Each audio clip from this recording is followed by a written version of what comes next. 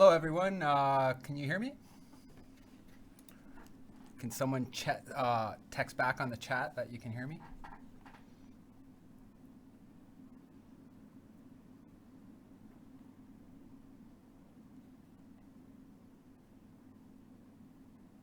Perfect.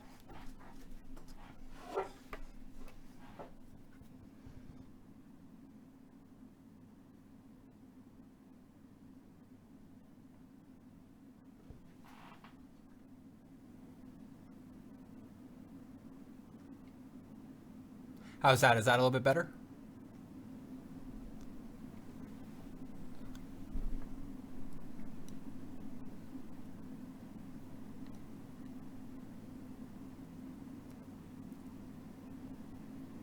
Still a little bit too low?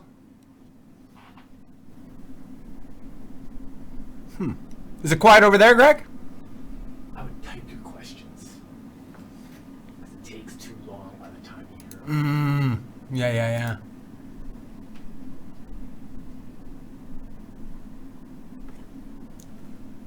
Great.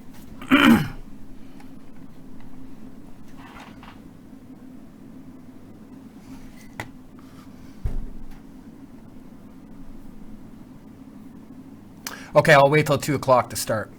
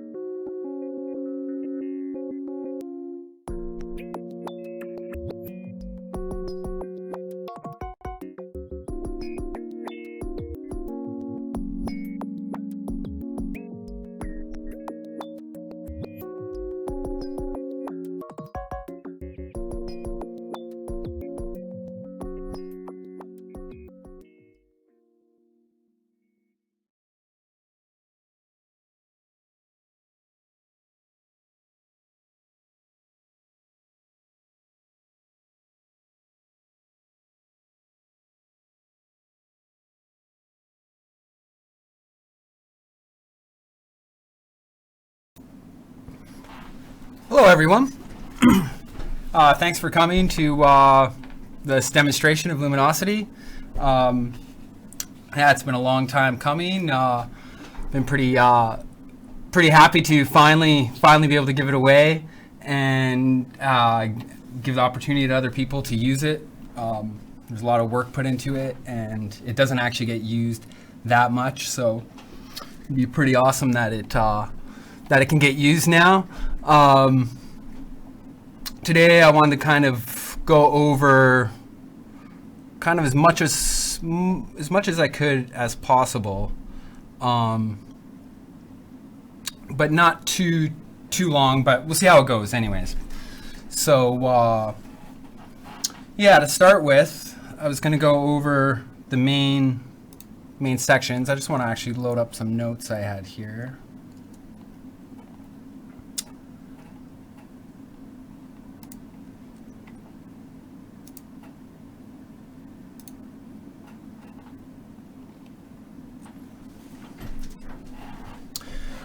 Okay, so yeah, so the purpose of Luminosity was basically to build a system that would make a show that might way easier than just running TouchDesigner, because as most people who use Touch know, you have to do quite a bit of work just to do a show, basically.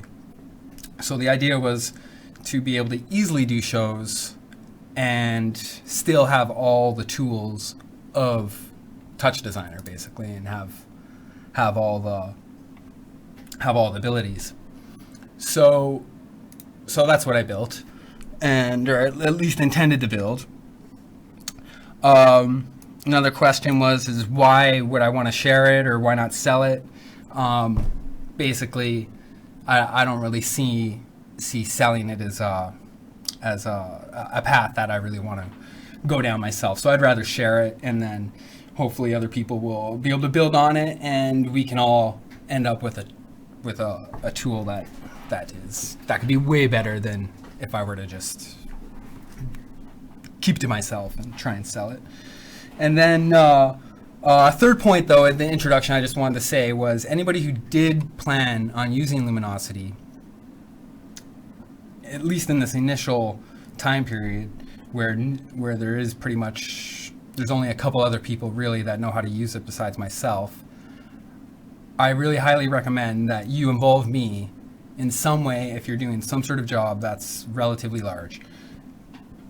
I just don't want you to be in a position where something is not working and you can't get a hold of me, or I cannot help you in any way for whatever reason, and it becomes a complete catastrophe. So that, I just want to put that out there, that if you're going to be investing a lot of time and money or whatever in Luminosity, it might be a good idea to somehow relate to me before doing that. So yeah, all that aside, that's basically why I'm giving away. It's totally there for everybody to use and make better, basically. Yeah, so to get started, there's a few different main sections of Luminosity. I'll just go over them quickly, and then I'll go into each one a little bit deeper. You have clips in the clip player, which is this area here, and in this zone, yeah. So I'm just going to talk about the categories first, and then I'll go into the categories. So this is the clip zone. Then you have channels over here in the bottom right corner. You also have scenes. If you select that tab, you now are viewing different scenes that are in the system. You have there's a cue player, and a cue player basically triggers cues and controls clips and parameters throughout the system. Channels route audio and video, clips playback content, or where you can trigger them. You have some globals. Globals are sources of global values of something, whether it's a texture or a modulation source, or it could be a camera or lights or a SOP. You won't really see globals on some of those other globals on the user interface. They would be internal. You have controllers, which are external controllers where you can map to parameters in Luminosity. There's another section called Project Setup, which is basically where you're going to set up the whole project. Well, not completely set up the whole project, but a number of settings pertinent to the project. And then there's another major section called Server Setup, and that's where we would set up all our outputs and projection mapping and everything that would have to do with multiple servers. And yeah, so outputs, servers. Outputs and servers, basically. Okay, so then if I was to go first section I will talk about is clips, because that's kind of an important one. And clips, you can load clips easily from the file browser. There's two ways to load clips. Actually, you can load them from the internal file or the Windows file browser, or you can load them from the internal file browser here. I'm going to load them from Windows for now. So you can just simply drag clips in. Oh no.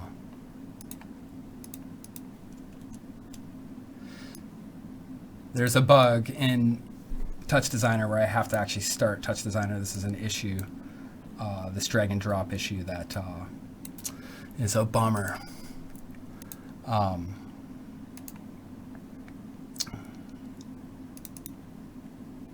we go. So at least I could load them from here because we won't have that issue. This is a nice little file browser that Matthew Watchter actually built. It's pretty kick-ass. You can actually review, you can actually preview movies in the file browser.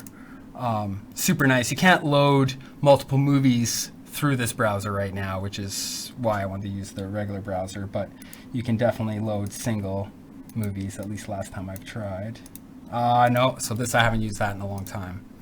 So that's a bummer here. I'm gonna have to quit Luminosity.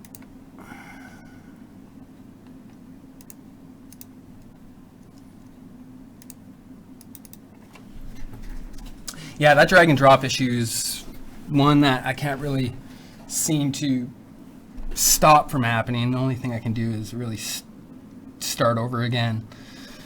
It usually for a show you've already loaded all your media, so it's not an issue, but it's kind of a pain.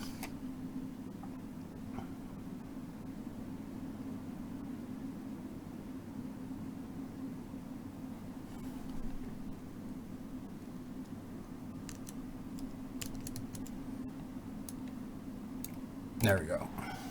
Okay, so yeah, so for clips we have banks, we have lanes, we have columns, and we have clips in the clip player. You can trigger a column all at once. You can stop a lane, any clip in a lane.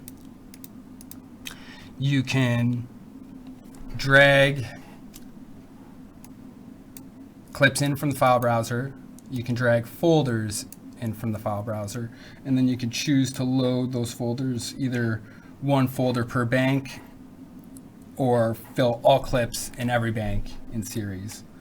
So I'll do this. So now it's going to load all the folders I had inside of test clips, and you can see it's doing a folder per bank. So that's pretty useful. You can, so this red, when you see this red, this means a bank is preloading. So, and I just switched a lot of banks there, so it was preloading and unloading a number of banks.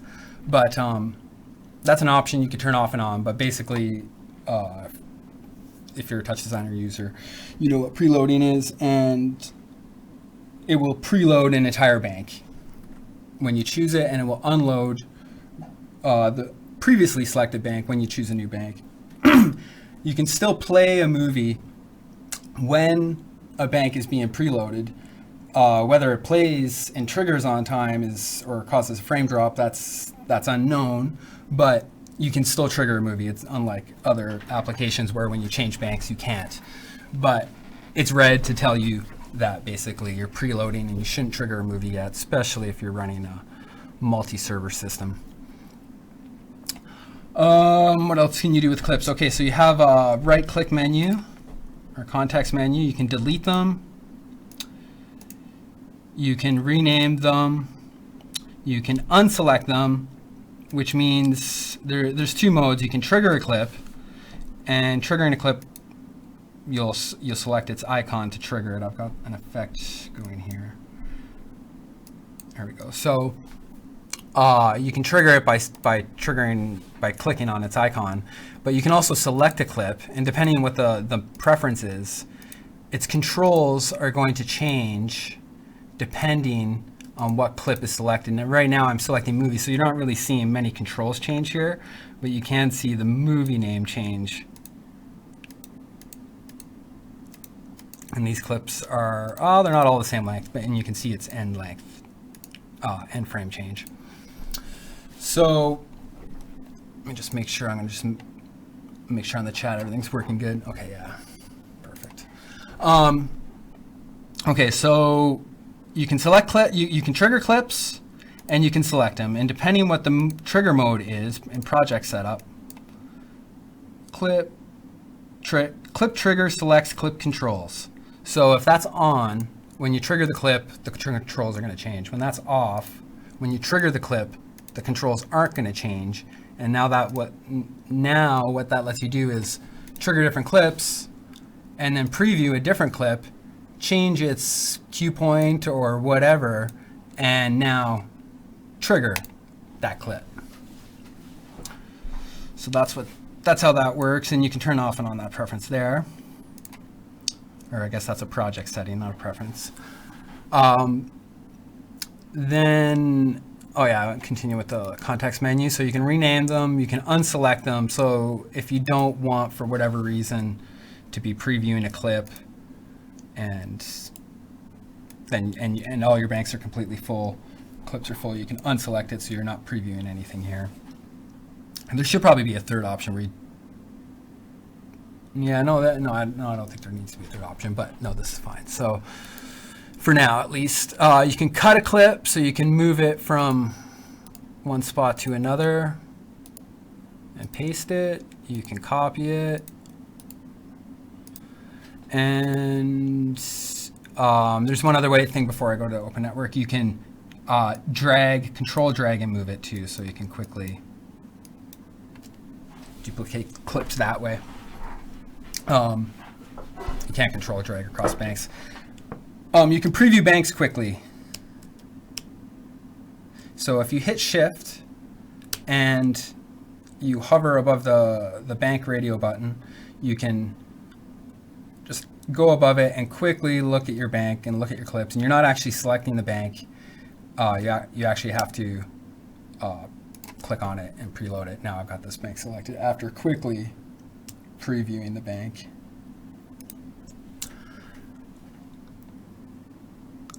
And then finally, there's one more option here, Open Network. This one brings you to the clips network where the media is being created or played back. Typically, there's a method I use to get to a lot of places in Luminosity by just pressing F10 or F9 on any gadget. And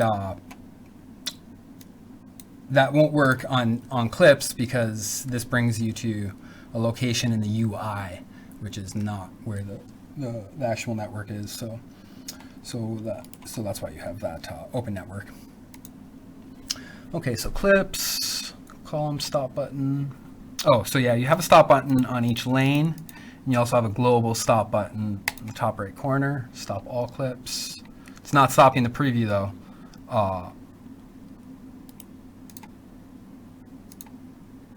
Actually, there doesn't need to be another almost option to unselect all because I don't know what I have selected and I can't unselect it. Okay, so clip select versus clip.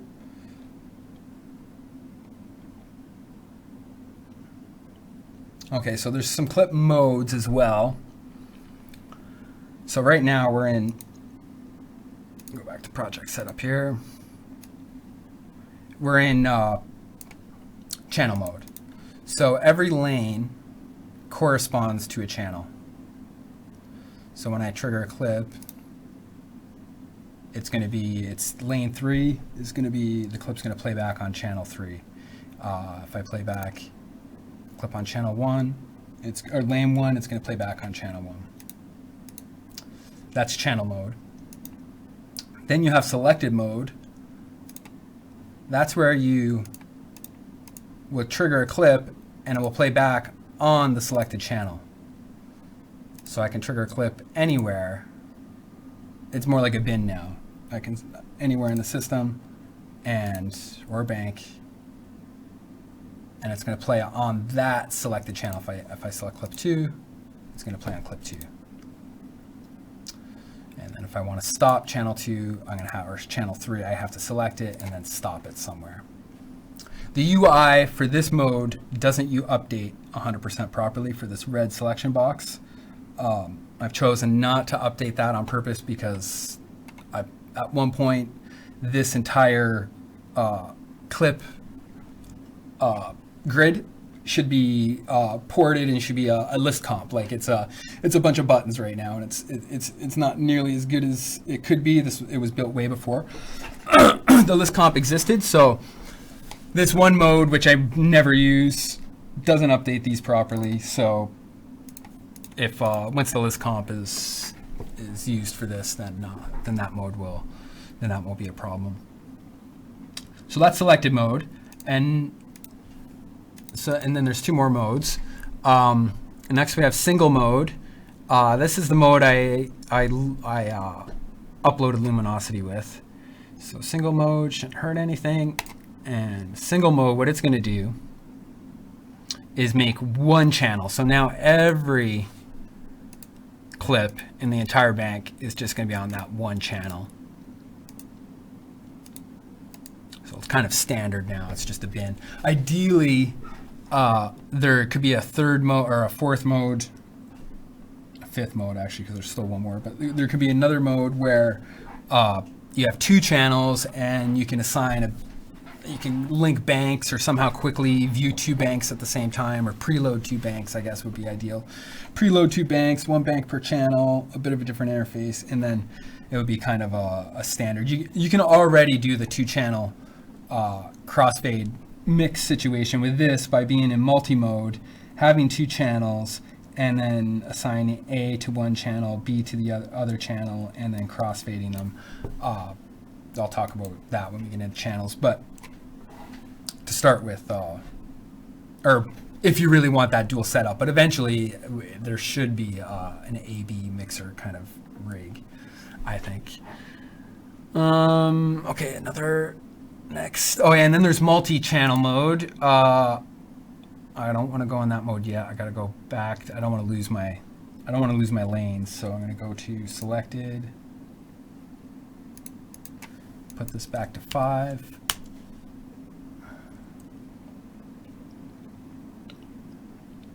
So this is where you would actually set the number of lanes for clips. This is where you set the number of columns, the number of banks, and I'm going to talk about other channels in a bit. But for now, just these 3 settings pertain to clips. Number of clip lanes, number of clip columns, number of clip banks. You can ignore channels. You can't really 100% ignore it, but depending on what your mode you're in. But for now, lanes is important in this mode.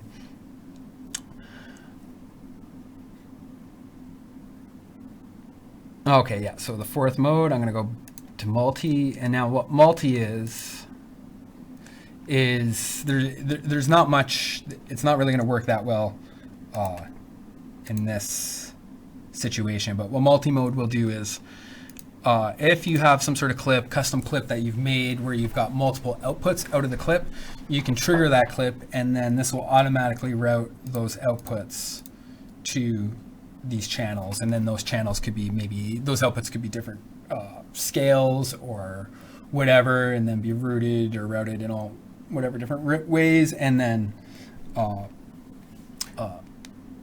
mixed at some point, or not mixed and routed directly out whatever outputs. So that's that mode. And right now, since this clip, this is a movie player clip, this clip does not have 4 outputs, it only has 1 output. It's just replicating each output. So rather than returning some sort of error or whatever, it just replicates the single output when it can't find the 4. And the number is hard coded. So if somebody were to actually want to use this, you'd have to kind of rig it to work for your case or whatever. Multi-channel clips. Okay, so yeah, next we have channels. So channels are like layers for video people, and channels are like channels for audio people. This is kind of going towards more the audio end of things, the way things are set up. I'm just going to review my notes here to. Okay, so the basic idea with channels is you have sources and destinations. So a channel in and of itself is a source, because a channel can output video. I'm only talking about video right now. Audio's kind of simplified and doesn't really pertain to this so much. So, but for video, you have sources and destinations, and a channel is a source. A clip is a source. A scene is a source. Video input is a source. Connect could be a source or whatever. Those will be sources. So in a channel, you can select a source from where to receive video from. So in this auxiliary channel, I could choose a source. Clips, they can't have a source because they have a locked source. You can't change their source. Their source is bound to a clip based on whatever clip trigger mode it's in. So you can't change this menu item here. It should be actually grayed out, but it's just made so it doesn't roll over. But what you can change is where a clip channel is being sent to, and that's where the idea of channels comes in, and the audio concept of sending. In retrospect, it could have been built in more of a traditional way, but in another way, this is kind of more of a performance oriented way. So once the idea of somebody's texting me about the sound here, just a second.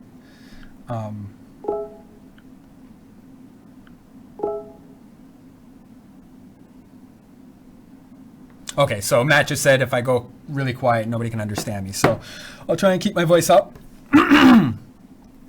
Okay, so oh yeah, channels and sources and destinations.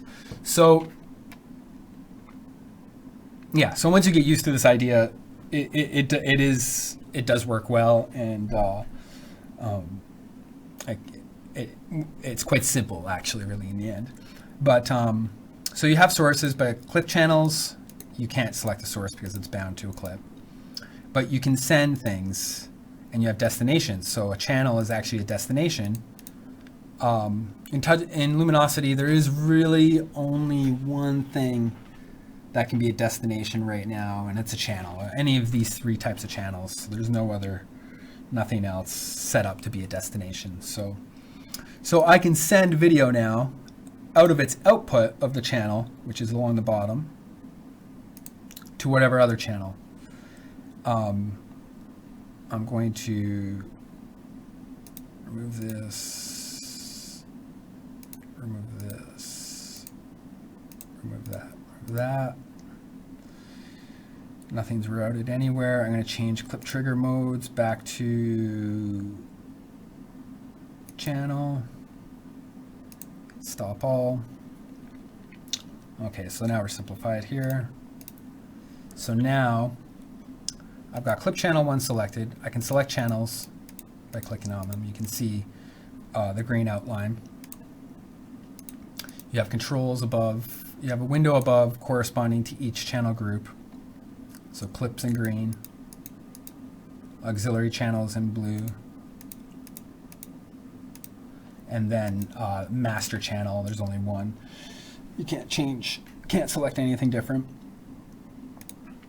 So now what I'll do is I'll route clip channel 1 to auxiliary channel 1. Actually, for simplicity's sake, I'm going to route it to master. So now I can trigger a clip on channel 1 and it's routed to the master, and if I turn down the level's going to go down. You can see in the master sources list right here that clip channel 1 is routed to it. I can not route it and it won't be there. Now I could route clip channel 2 to master as well. So now I've routed both clip channel 1 and clip channel 2. And you can see in the list that clip channel 2 is on top of clip channel 1 in the list. So if I trigger a clip on clip channel 2, you can see that the video is on top of the video coming from channel 1, clip channel 1. And now, since clip channel 2 is on top, I'm going to actually reverse it, because typically I like 1 to be on top of 2, 3, 4. It's a little bit easier to understand. So I'm going to just drag 1 on top of 2, and now 1 is on top of 2. As you have more, it's just an ordered list. Just change the order. So now I've got clip channel 1 on top of clip channel 2. If I turn down the level, you can see 2. Maybe if I have a little bit more of a difference in content, whatever. Okay, so here's some gray. Yeah, there we go. See it a little bit more clearly. This purple one. There we go. 2 totally different videos. And now I'm going to change the blend mode of clip channel 1 to dodge. And now we can see that I'm blending 1 with 2. So that will work all the way across, and you could keep going.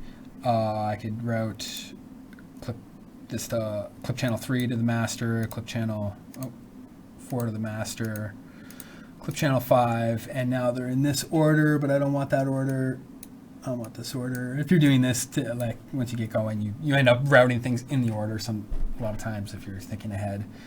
And now I can trigger this, and I can change the blend mode of this to hard light or something or whatever. And now I'm blending 3 layers. Next, so that's routing out the output and blending the output, setting the output's blend mode, which is set right here.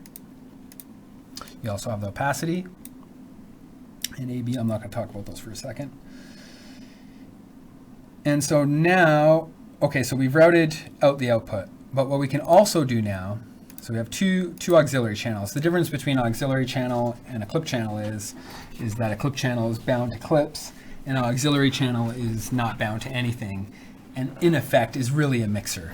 And a master channel is pretty much the same as an auxiliary channel, except there's only one master channel, or at least one UI master channel. You can have more than one master channel, but I'm not going to talk about that just yet.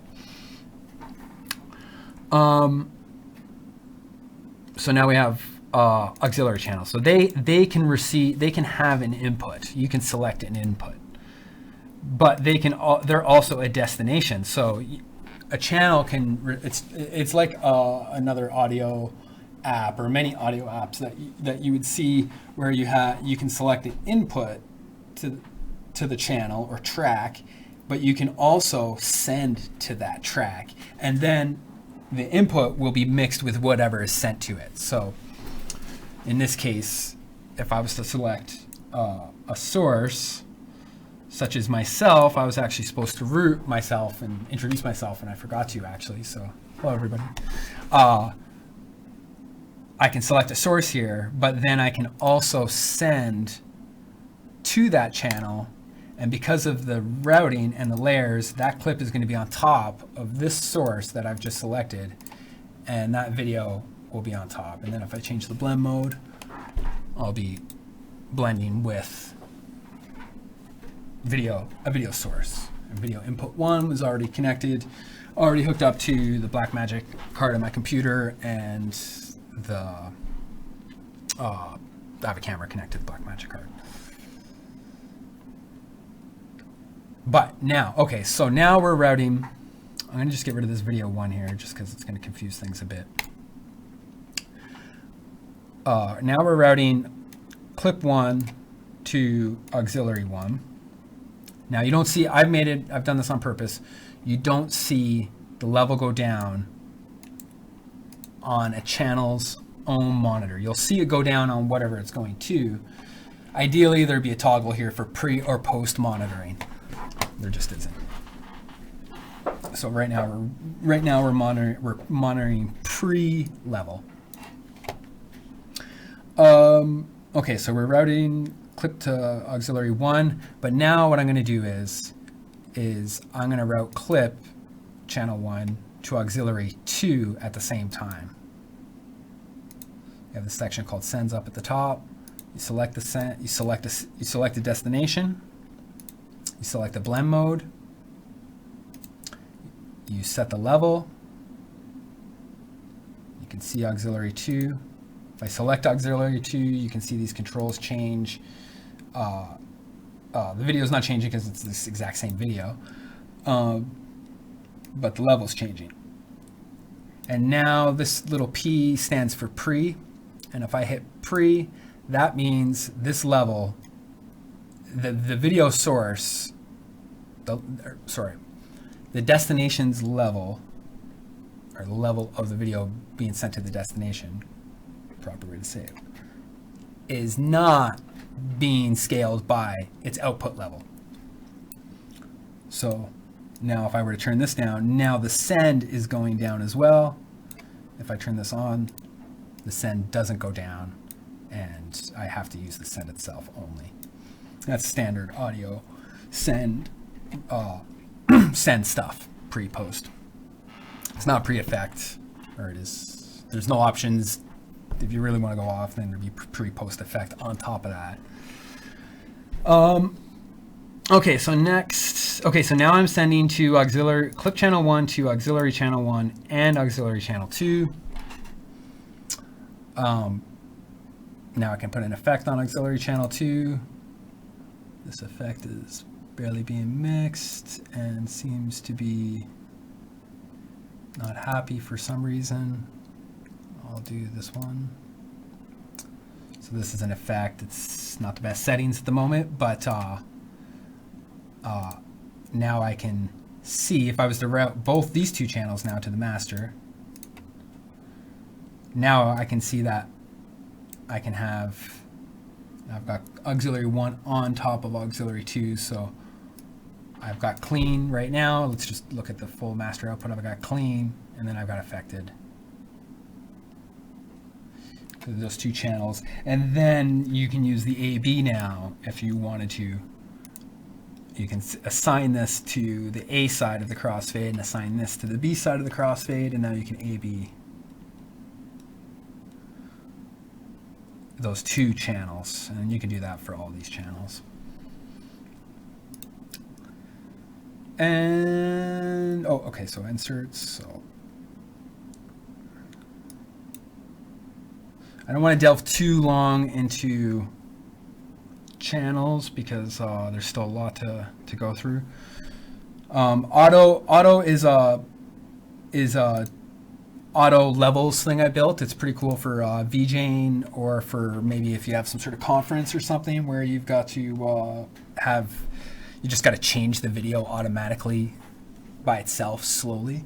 So, but for VJing, it's all based on time and beats. So basically, you can be setting the levels of any channels sequentially. I don't think auto is functioning right now. Let's just get rid of. Yeah, so I think auto is going to have to I think I've disabled it because of it's not really useful for a lot of jobs and stuff. But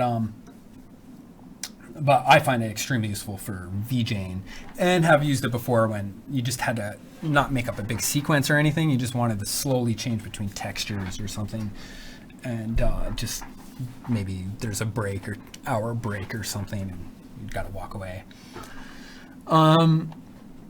Okay, so there's that. There's a little presets. Oh, I'm not. Yeah, I don't want to get into that until I get into presets. Just review my list here.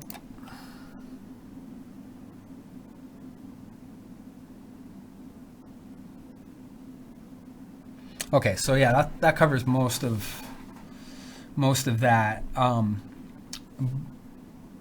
Now we have effects though on channels. So, I'm gonna just step back for one quick second. One thing I didn't talk about with clips.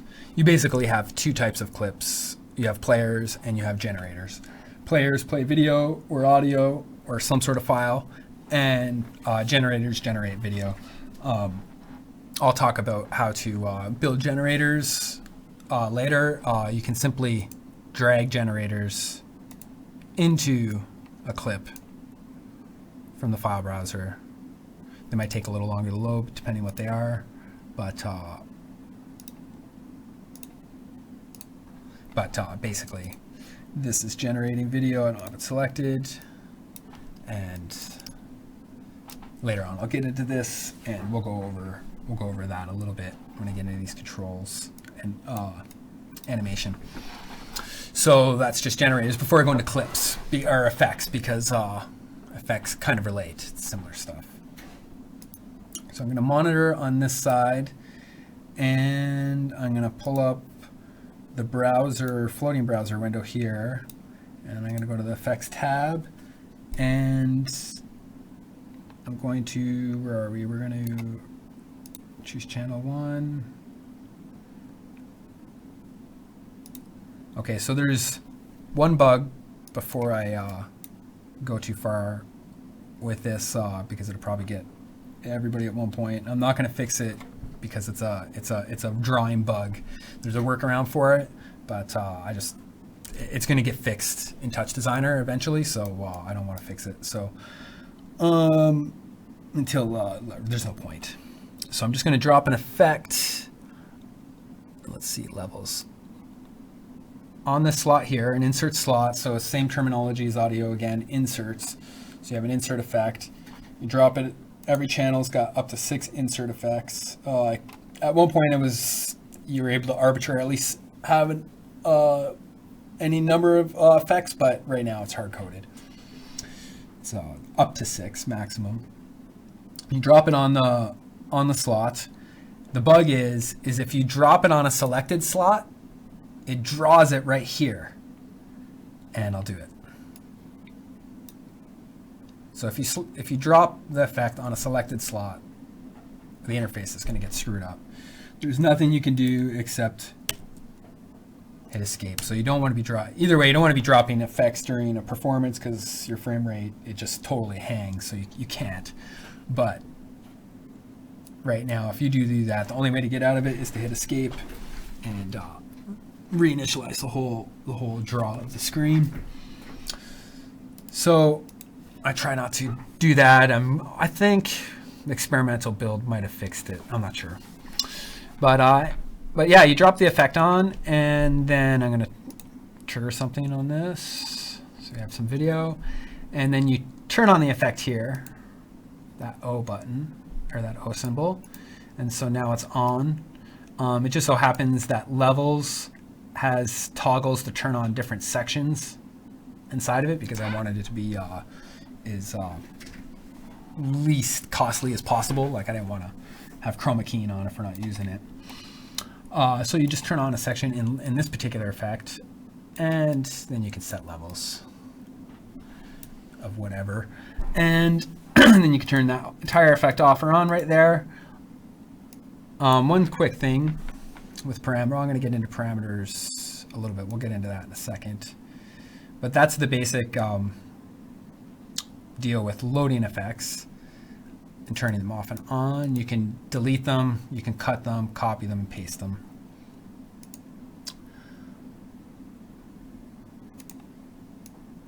There's no effects right now on clips. There's only effects on channels. That's would be nice if there was clip effects, but there isn't. What else in the channels?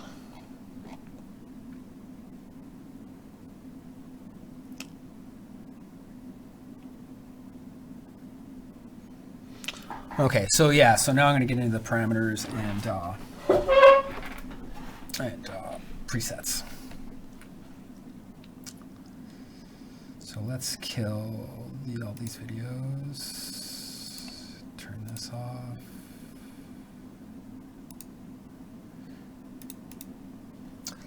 So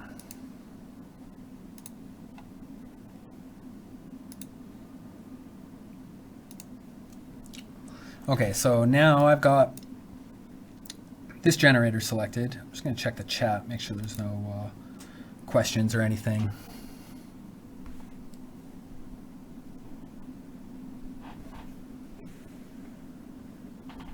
Yeah, well, I see the Beeple comments there. Yeah, these, I don't know, these are all packs. These are all packs. These are, and then a few of these ones are Beeples, and then this is Tripta. This is us. I was just finding whatever movies I could find to quickly yesterday just to load up. Okay, so parameters and presets. So this is a whole parameter system that I built that the entirety of TouchDesigner uses pretty much. There's a few spots where you get a few different gadgets, like this guy is not one of these guys, but not too much. Mostly everything's part of this whole control panel paradigm. I'll talk about a bit now, but I'll talk about a little bit more later. Okay, so you have a control panel, and inside of a control panel you have parameters. Most types of parameters you have drop lists, radio buttons, sliders. You don't really have knobs in these horizontal or vertical, depending on how you want to think about it, control panels. They're meant to horizontally stack, or vertically stack, sorry, horizontal sliders and or gadgets. And I never built a knob, but basically you have most of the parameters you're going to see are these sliders, and you'll see this M on the side, and your slider you can just drag it, but every slider like this you can also control click and drag, which is finer than just clicking on it. Then you can alt click and drag, which is even finer than the control, and then you can control alt click and drag, which is even finer than that. So it's quite useful in something like this, where big settings are a lot, so you need to, and you don't want to, and typing in is just too slow. So just about every slider you see in Luminosity's got that ability, including these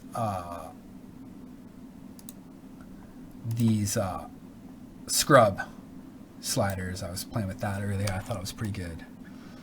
So you can totally scrub nicely.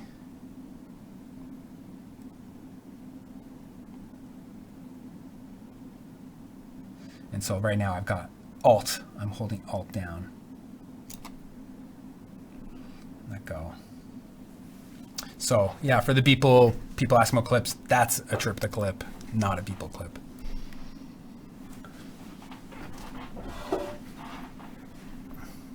So anyways, back to parameters. What bank was that? 3. So yeah, Control Alt and Control Alt for fine, finer, finest. Parameters, you also have this M button for valve slider M. So you'll see that later on. But for this particular type of slider, and it's the only type of modulation parameter we have. It's a float slider. And you press this M, and basically it expands the slider. You can turn the mod on for the slider. You can select its source. You can say how much it's going to modulate it, and this is where these fine-tune adjustments come in. And then you can turn it on, and now we're modulating the parameter with this global LFO1, which you'll find here. And I'll talk about that in a little bit. And then you have an offset too. So depending on when, you can also modulate with audio or whatever other mod sources that are on the system. And there's a difference now between modulation and controller mapping. A lot of people or applications kind of merge the two into one. To me, and I think to most audio people, they're completely separate things. Controller mapping is when you map a device, whether it's a software or hardware device, to a parameter, and you directly set that parameter's value. To me, that's what mapping is. Modulation is when you modulate a parameter. You might set that value with a controller, you might set that value with a UI gadget, but modulating is going to modulate or modify that value. And in this case, it would be an LFO or whatever, and that LFO is going to add plus or minus 0.49 to 1.07. And then if I was to put this at 0, and then I put this at 0.5, now it's going to modulate between 0 and 1. It's going to modulate. And I think, yes, yeah, this offset, yeah, so that offset only, the reason there's a difference between the offset and the actual parameter is the offset is only active when the modulation is on. So that way you can have a different offset for your modulation than you have for your parameter setting. For live performance, I think that's pretty much crucial. So that's a modulation, and okay, yeah. So that's on a parameter. Yeah, I think that's about it for actual gadgets. I call parameters I call these gadgets. Another paradigm is to call them widgets. Maybe I should have or whatever, but they're gadgets now in TouchDesigner. Luminosity. Since we're on this and it's just a quick thing, I'm just going to go on the controller mapping quick, and then I'll go into presets and animation because that's a little bit deeper. So all these parameters and some other UI elements as well, they are all exposed to a mapping system, so controller mapping system. So you can enter, let's say, MIDI mapping. You can map MIDI, OSC, DMX, or Ableton Live, which is kind of old and not necessarily updated, so probably you would want to integrate that with the new Ableton setup and a whole deal, but it's kind of there, or ready to be there at least again. But these three do work. You can select map MIDI controller. It turns every gadget that you can map will turn green in MIDI's case. If it's OSC, I think it turns blue. DMX is yellow. And the highlights you don't see so well, but you can see everywhere where you highlight, you can map. So there's a few cases where buttons kind of butt up against each other and you might not know it, like in clips. So in clips, you can map the trigger and you can map the selector. In bank selection, you can map change bank, change view, select view, I think is what it is. We have to double check. And that button didn't get updated when I changed size at one point. But yeah, basically that's one of them's change bank, one of them's change view of the bank, and one of them's select the currently viewed bank. Here, same thing. You're gonna have this works. Yeah, you change which effect you're looking at. This will turn off and on effects. For a lot of buttons, you may need to map your MIDI or controller in some way. All these gadgets are single value mappings. So if you want to map, let's say like a radio button to have multiple buttons on a controller that are sending out notes, you would need to use something like Bohm's MIDI translator or TouchDesigner itself to convert your notes to a single controller with different values, and then you can use buttons to change radio buttons in either this, like for instance, this preset right here. Right now, you can map a knob to this preset, but to get to 5 with a knob from 1, you're going to go through 2, 3, and 4. So if you want to have 5 buttons for those 5 presets, you're going to have to remap those buttons to one single controller, those 5 buttons. So that's how you do that. And then if you want to actually map MIDI, you just select one of these, a gadget, and you have a controller set up. Here, I'm just going to hit escape quick. Well, technically, anybody using Luminosity should know TouchDesigner. If you don't, then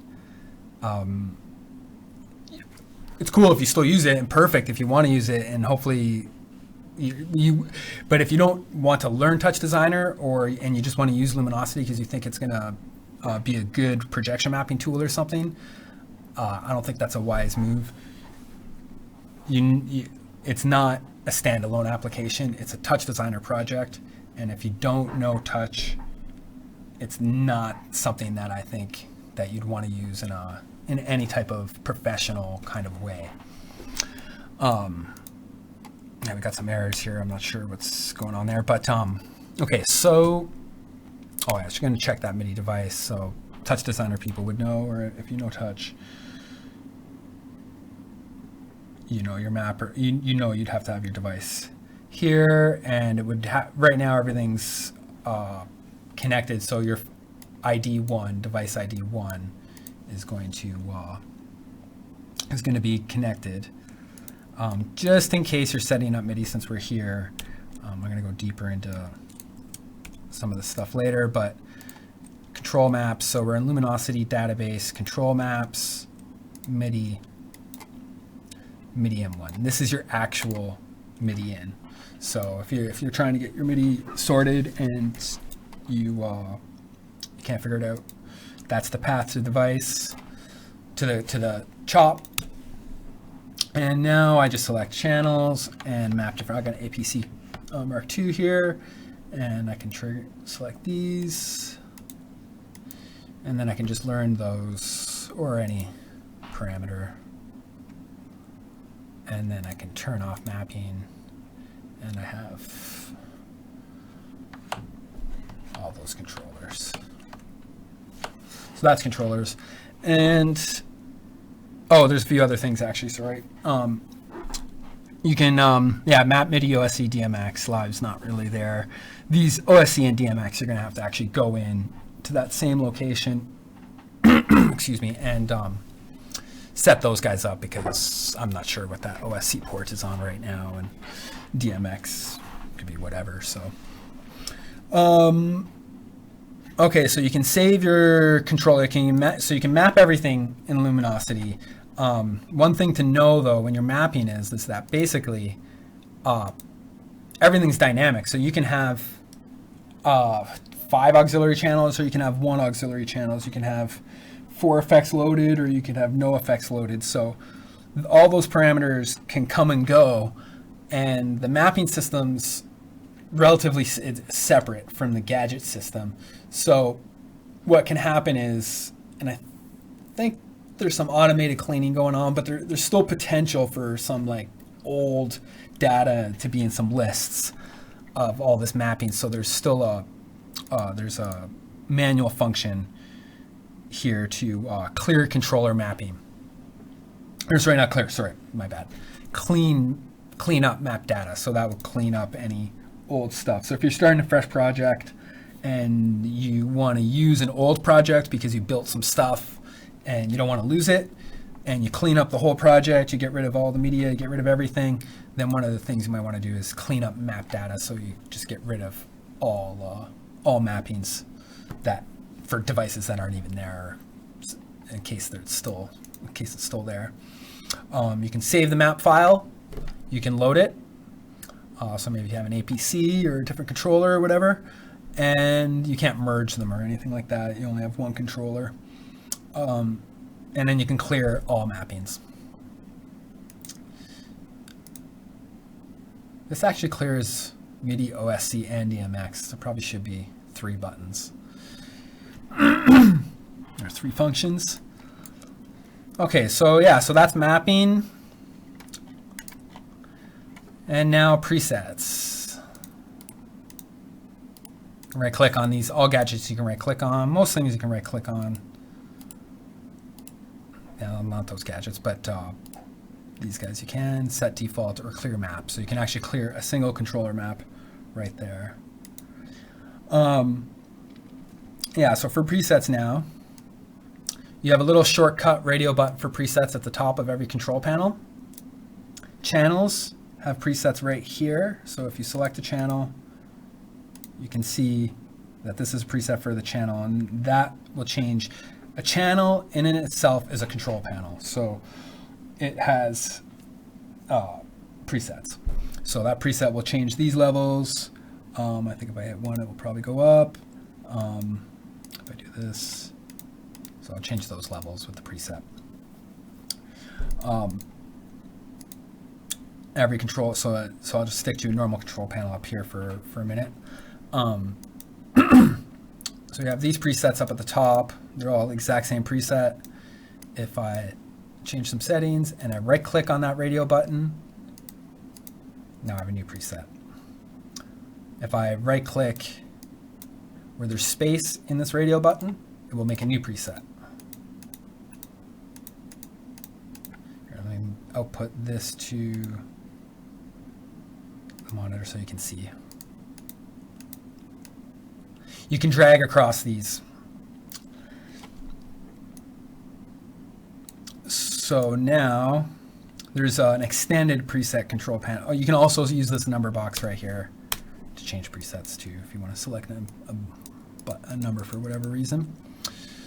But here's the extended preset settings now, or the full preset control panel. So this little window is within the Luminosity main window. You can't get it out. That's for performance reasons. So if you're running a live show or whatever, you can open this and you know you're not opening a window, a separate window, which could be cause frame drop or whatever, crash, whatever. So this opens in that window. If you do want it floating for whatever reason, you have more than one monitor, you can press that F and now it's a floating window. You can't have both at the same time. I chose you can only have one preset window open at a time. I think you have more than one floating at a time. No, there's only one preset window open at a given time. Just to keep confusion down. So next, okay, so now this is the bigger preset window. So even with this radio button here, I'll just move this right here. You can change those presets just by dragging across. But if I change this blend time, which is global to all presets, this doesn't get recalled with presets. You can recall it, but not with presets. I'll talk about it after. Change that blend time, and that's a preset morph time. So now when I change parameters, or change presets, sorry, it's going to morph from one value to the next, depending on whatever those values were. And if it's too far with this guy, then so you could do some pretty cool live stuff just by playing presets with buttons. Like maybe I don't really have the best one there, but there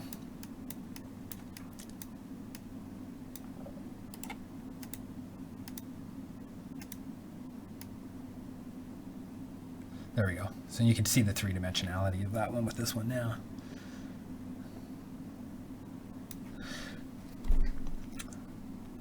Okay, so and then this list is the same. This radio button is a short version of this radio button.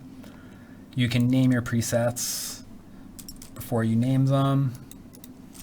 You can rename them. You can update them. You can duplicate them. You can copy them. You can paste them. You can append copied, which means if you make a new bank and you want to copy one preset to another one and there's no presets in the other bank, you can do that. You can delete them and you can delete all of them. You can have more than one bank of presets. You can have another bank. And then you can say new preset to save that, and then you can do that and that. And now I have all those presets and they're morphing. And I can switch between banks. And I could copy this one and switch that bank and append copy. Nice.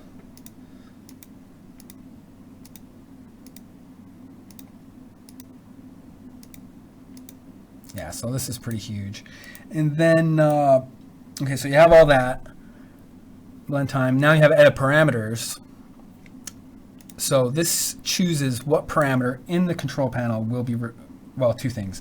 What parameter will be recalled and what parameter will be morphed. Right now, this particular control panel wasn't set up with default values, proper ones, because morph has been set to iterations. Well, see, the thing is, you still might want to morph an integer and step through values, but you may not. So you can turn off morphing on whatever parameters you want. So if you turn off morphing, if I was to, just so you can easily see, if I turn off morphing, if I go like this now, only certain parameters are morphing. See, that rotate Z is the only one. The rest are just snapping. If I go like this, they'll just snap. Turn them all back on morph, and now we're morphing all of them. And then this preset column, this just enables or disables it. So now let's say if I want to just reduce the number of iterations and I don't want any of the presets to recall the iterations again,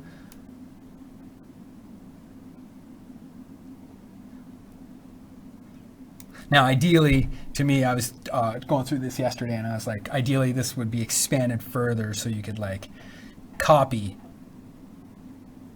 active or disactive parameters from whole groups of presets. So you could be like, oh yeah, I want this. And like that would be ideal for a fast workflow. But for now, you can just disable them, or just disable them as a whole.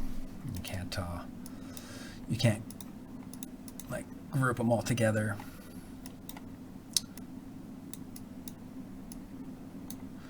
And just volume down. This is actually a shader from Shader Toy from Cali. When I first started learning how to do fractals, this is one of the first fractals I learned how to, well, first copy and then understand or whatever, and start building my own afterwards. But this is his volumetric rendering of his fractal called the Cali set, which is an iterative function. Kaleidoscopic iterative function system, and it's basically folding space. And this is an actual volumetric render that's pretty fast. It's I made a different one because this one is it's cool and it's fast, but the problem is I need to scroll really slow. But if you look, as I move in space, the density of the different objects comes in and out. So it's like they wink in and out of existence, which is cool. It's a look, but it's not like a solid volumetric space that doesn't move. There's other ones, but that's what this one is. So back to the presets though. Okay, so we're morphing and we're able to filter the presets themselves and filter the morphing itself and change the blend time. But you can also recall animation. So all parameters, all control panels now, including channels, which are control panels, have animation as well. And that animation is also recallable, storable and recallable by the preset device. So now I'm going to hit animate, and it brings up a modified version of the touch animation or keyframe editor. And now this is a little bit different. I left some of the controls because I didn't want to really rebuild the whole thing. But there's a few new ones. You can, depending on what mode you're in, the timing system will either be in seconds or it will be in beats. So you can run timecode, a timecode based system in seconds, or you can run a beat-based system, a tempo-based system in beats. If locking to frame lock and stuff can still be all timecode in beats, but as far as a few things go, the animation system, especially, anyways, it would now be in beats. So that's one of the big things about this animation editor now is that you have a time frame in beats, not in frames. Or if you're in seconds, it's not in frames as well. It's in seconds. Technically, I don't think I changed this gadget, but at one point, let me just go back to seconds here for a minute. Yeah, so this is in seconds. There's a new gadget now. It's a time code gadget, and that's got to be put in here so we can set this in proper time code. Have to be a future thing. I'm going to go back to beats, but as you can see, the grid is in seconds for the animation comp. Back to beats. Okay, so now this is modified version of the original one, so you can't go and like make channels or anything, because you can only add channels that are pertinent to the control panel that you're actually working with. So to add a parameter, you can select this drop-down list, and now you can add any parameter in this parameter list. Ideally, there should be a button here to keyframe, but that would require like rebuilding all the UI gadgets. So I didn't really want to do that when I built this. So you have to add the parameter here. So I can add that parameter. I can add all parameters all at once if I wanted to. If I have a small comp and I want to animate everything, you can just hit that button and it will populate all parameters, and then you could clear all. I guess I could do that. So that's got all parameters in here now ready to animate, and then I can clear them all. Nice. So I'm going to add this one, and I'm going to keyframe it, and now that's way too way too much. Here we go. This range is a very small range. Okay, so I just made a keyframe animation, and here I'm going to go like this. It comes up Bezier as default. And now it should loop perfectly. Nice. Now I'm going to save a new preset. And now I recall that other preset. Now I recall the one with the animation. If you have the animation editor open, it's going to be a little slower recalling. It's not really meant to be open during performance or anything. So now I can morph between animation and morphing parameters, or not even morph between animation and parameters. But I can also morph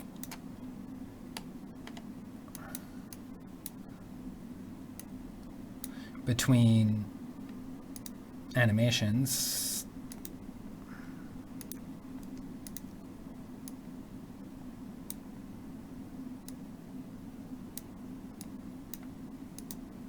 This is not really the best what I'm doing here. Oh, here we go.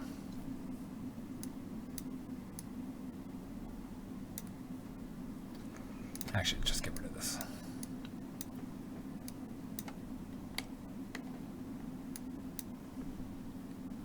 Whatever, good enough. So new preset. I'm not naming them here or anything because I don't really care about the name. although I've found that names are extremely important. But now, yeah, now I can morph between presets. Mostly you're not going to get jumps between things unless you go from a preset with no animation to a preset with animation where the value, there's a certain case where you can get a jump. Most cases are pretty much taken care of, but if you want to guarantee you're not going to get a jump in a show from going from animation to no animation, you should have a preset with no animation with the same values as the initial state of the next preset with animation, and that's going to guarantee you won't have any issues with values jumping.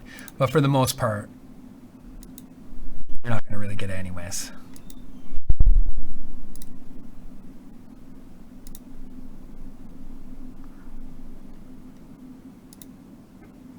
Just check the chat here, make sure there's no issues.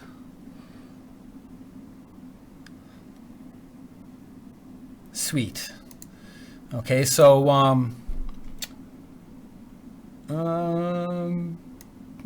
yeah, I think that's the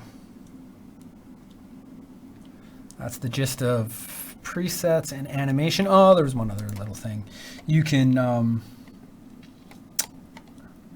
oh yeah, we can set the number of bars here. This is all in beats, right? So now this is a 4-bar deal. So if I wanted to do a loop, oh, there's a new bug I found yesterday. Oh yeah, you son of a...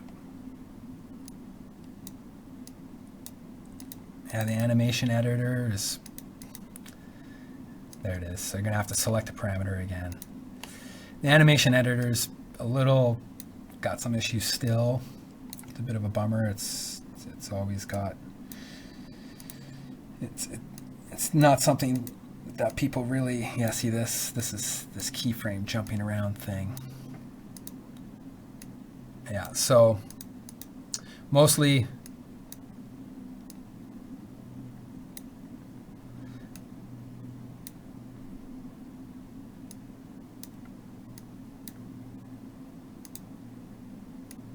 so I might need to track down that a little bit. It's not really Luminosity itself. This is like a drawing. I could like, because this is all automatic, or I should say automatic, but it's sending values.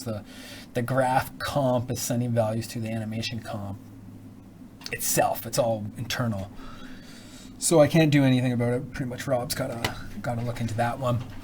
But basically, yeah. So I could keyframe on these bars, all these divisions. This is the bar, this is the beat, and I could keyframe along. And then my animations will be in time with whatever tempo I had set up here, which I never talked about, but you can manually input that tempo.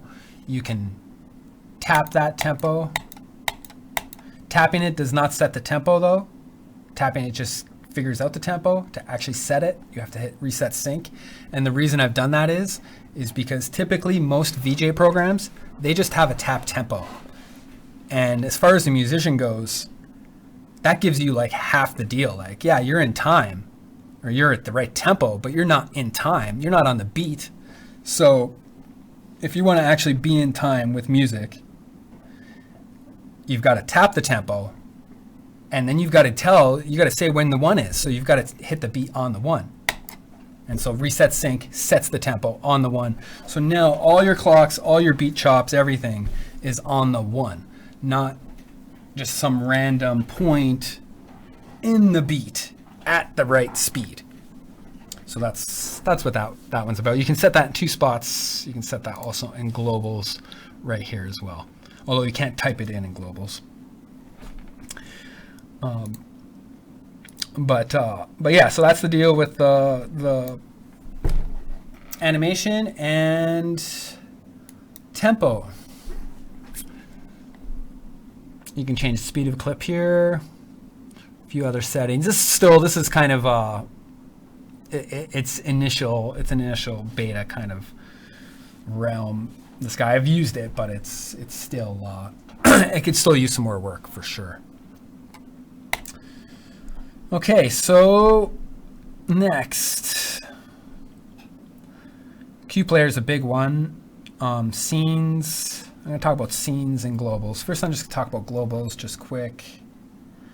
And then scenes quickly on the Q player. And then I'm going to go inside and go around the network a little bit. And then after that, some questions and answers.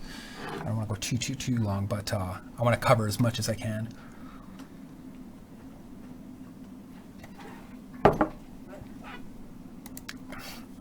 Okay, so globals. Globals are global sources. Inside the network, you're going to find some other globals like cameras and textures and stuff. But on the surface, there's a couple global ramps, 2 different ones. A lot of control panels you can make floating by clicking on their title. You have 2 color ramps. One is like a standard kind of TouchDesigner ramp with as many keys as you want. It has its own little keyframe ramp editor here, and you can you have 30 ramps you can choose from in this drop-down list and edit. Ideally, you would be able to make new ones and everything else, but it's set to 30, and you can change the 30 different ramps. It's kind of a special little ramp deal, though. You got vertical. Here, I can monitor the ramp here. You've got vertical. I'll just save that preset. Horizontal, all the standard kind of stuff. It has its own internal modulation, so you don't have to depend on any other sources. So you can modulate it, the phase, I should say. You can modulate the phase with, oh, it looks like we only have saw right now for some reason. And you can change it based on tempo. You can, so rather than hard values for interpolation and stepping, I need to figure out and find out what the actual math was for all that. So to do that for a ramp, so in the process of doing that, I realized you didn't really need to have toggles.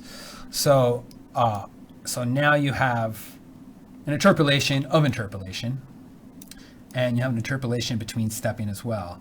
So how much are you stepping and how much are you interpolating? Obviously, full step completely negates interpolation, but interpolation from linear to Gaussian distribution or whatever, 0 to 1, but you can go beyond 1, which is pretty cool, and you get these different kinds of patterns, and then you can have power in there too. So you can end up with these different patterns quite easily. That would take a lot of keyframes to get that. So I find that quite useful. And then on top of that, then there's a secondary ramp. I don't know, I was just going off. And in that one, you can displace the first ramp with the second ramp, and depending on what mode you set it to. And then there's a few other settings here for the resolution. And then that's part of a preset. It has presets as well.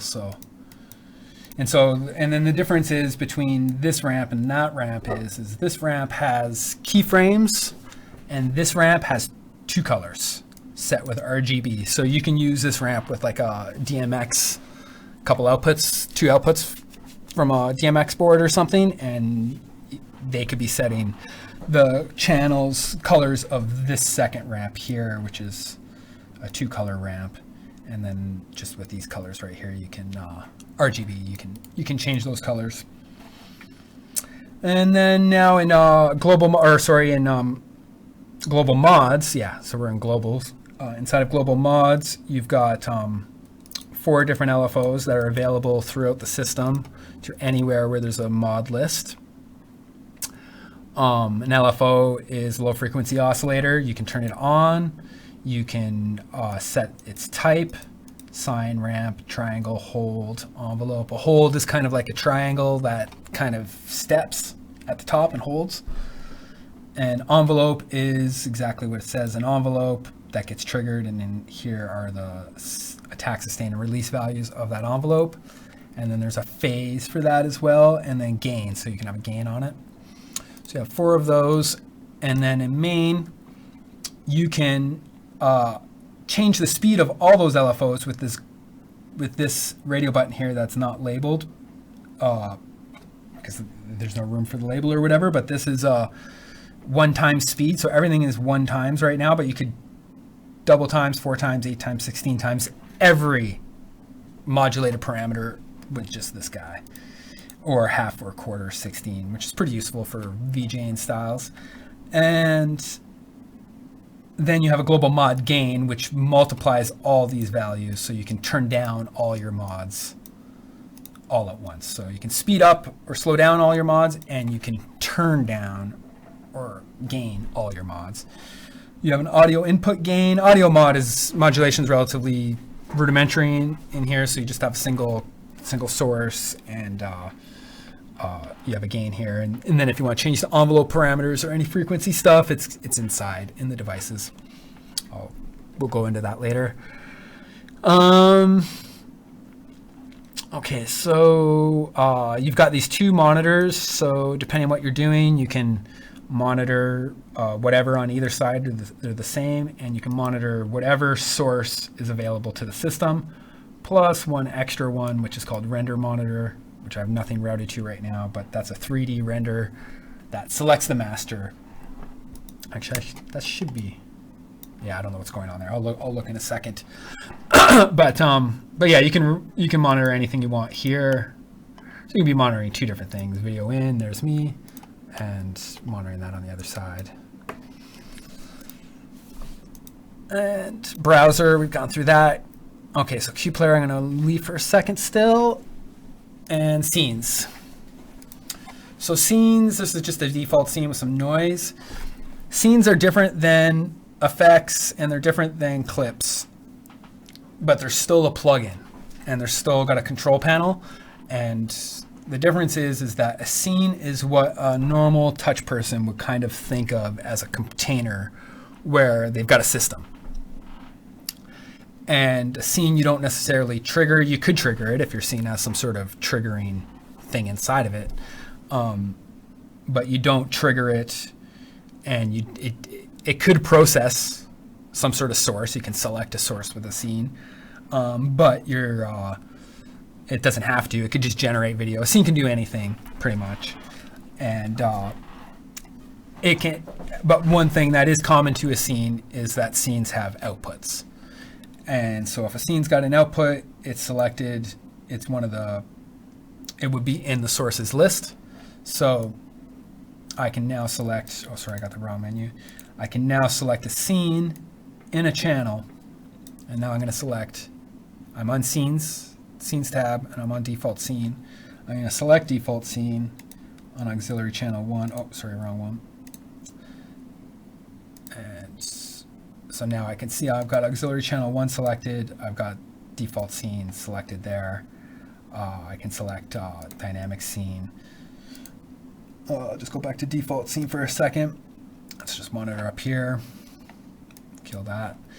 And a scene's got a control panel. It's got a little monitor. It's its own monitor, which you probably noticed before I started routing it. These controls are just kind of example controls right now. Although I think this one is hooked up, so I could hook up me and input level. So I've got this little basic scene where I'm mixing noise with me. And that scene is basically the starter scene, that particular one. I'll show you where that is in a minute. But on the surface, that's how scenes basically work. You're going to have some controls. There's room for another little control panel here. When you make a scene, it will automatically get put in this space if you make it properly, and it will have its own tab, and then it will automatically populate. Its outputs will automatically populate this list, so you can then build whatever. And then scenes can be scenes they can be part of this queue system or whatever, so you can do all kinds of things. And you can even, I think I might have made a clip, a generator, yeah, scene clip. So I even made a clip, so you can choose a scene. I have to select the clip settings. So this clip is selecting the default scene. I can select any scene. I can select projection scene in there. I can select default scene. And now I can trigger the clip, which selects the scene. It doesn't trigger anything in the scene. That actually has to be built in, some sort of framework to trigger or to at least cue scenes in some way from clips. But that's not the only way to trigger scenes. You can use the cue player too, so it's questionable whether you'd even want to do that or not, or just use the cue player itself. So it just depends. There could be a reason you'd want this. A clip could trigger a cue, so. Anyways, you can select scenes there as well. And right now I've got a couple default scenes. I got one projection scene, which is set up with the projection system and the mapping system. So that way it's another starter scene that would be used if you're setting up some sort of projection mapping output. Okay, just 1 second. Somebody's messaging me here.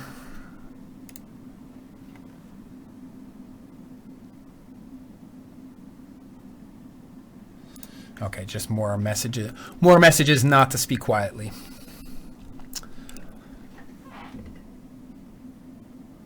Okay, so next. So we've covered the externals of scenes, and there's nothing left but server setup and the cue player on the surface. Yeah, okay, so self-explanatory, but okay, so the cue player. The cue player is it's usable and it works. It's not necessarily perfect, and nothing's necessarily perfect, but I mean it could be a lot better. I've used it and I've realized why what needs to be done to make it better, because the workflow itself when using it in an actual production is a little bit difficult. It's kind of hard to deal with, but it's extremely powerful, and it's quite good, but it does need work. So basically, the cue player is built off of the preset system. It's basically a modified giant preset device that is recalling all the other preset devices. But it's not just recalling them all. It actually uses all the preset devices to grab a preset for each one that that you've chosen for it to store, and it stores that preset within itself. And then it can also, at the same time, store a preset within the preset device. So I don't want to confuse things too much, and I'll just get into how to use it. But the cool thing about that is you can make all these cues, and then every individual device that got put in the cues, you actually have its settings stored. So if you want to mix those settings with something else or whatever, you have all that, like that hierarchy, if you choose. But yeah, I won't go too deep into doing that, but I'll just show the basic use of the cue player. So everything in the system that's a control panel, besides control panels in server setup, are exposed to the cue player, including scenes. So what will end up happening is if you make a new scene, or you make a new plugin, or you drop a new effect, or drop a new clip. Actually, clips are a little bit different, but if you drop a new effect on a channel, this list right here is gonna be it's gonna get added to this list, whatever it is. So on this list, it's a little small, but you've got clip channel 1. So this is the preset control panel to clip channel 1 through 5, auxiliary channel 1. We have an effect called levels in slot 1 on auxiliary channel 1. So that has been registered by the Q player. We have an effect called fract in slot 2 on auxiliary channel 1. That's been registered. Another one called fluid, another one called displace. Channel 2, it's been registered, but also the effects on channel 2 have been registered. 3, master channel 1, global color ramp is there. LFO 1, 2, and 3, and 4, they're all there. Global mods, default scenes, that scene that we were just at a minute ago. Dynamics, that's a new scene I just made. Projects, projection surface, and tracers, which happens to be inside of a scene. You can have more than one control panel inside of a scene. We'll go back to that later. But yeah, so those are all the control panels that are exposed to the Q player right now. If I were to select, well, I don't have to select it, but any control panel that has been, technically I'm calling these control panels, these are actually linking to preset devices within control panels or within plugins.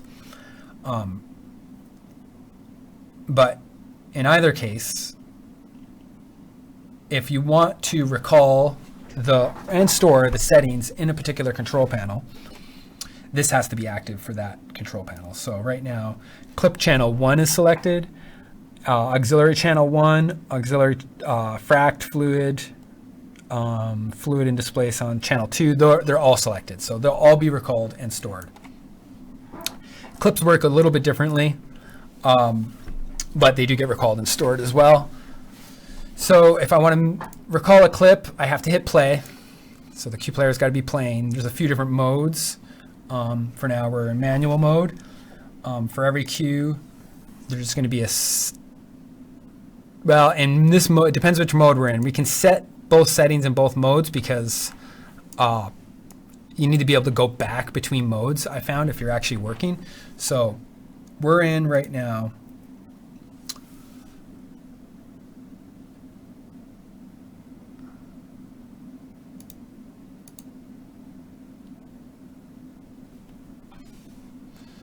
Just 1 second here. I think I might have removed. I think I did that on purpose. Okay, so there's one mode. No, there isn't. Okay, no, I didn't remove it. Good. Okay, but technically I don't really use timeline anyways yet, but it does work. And there's 2 modes. There's manual mode and timeline mode.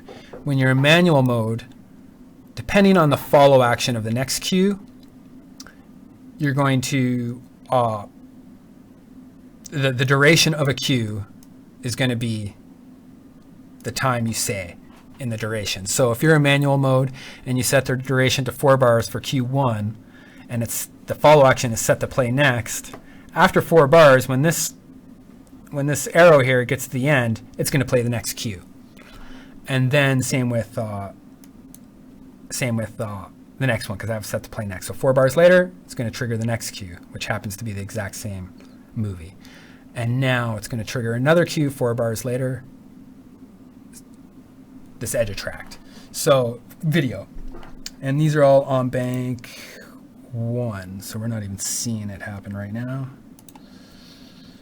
Okay, so now it's going to, edge attract is set to cycle, so nothing's going to happen at the end. So this is in manual mode.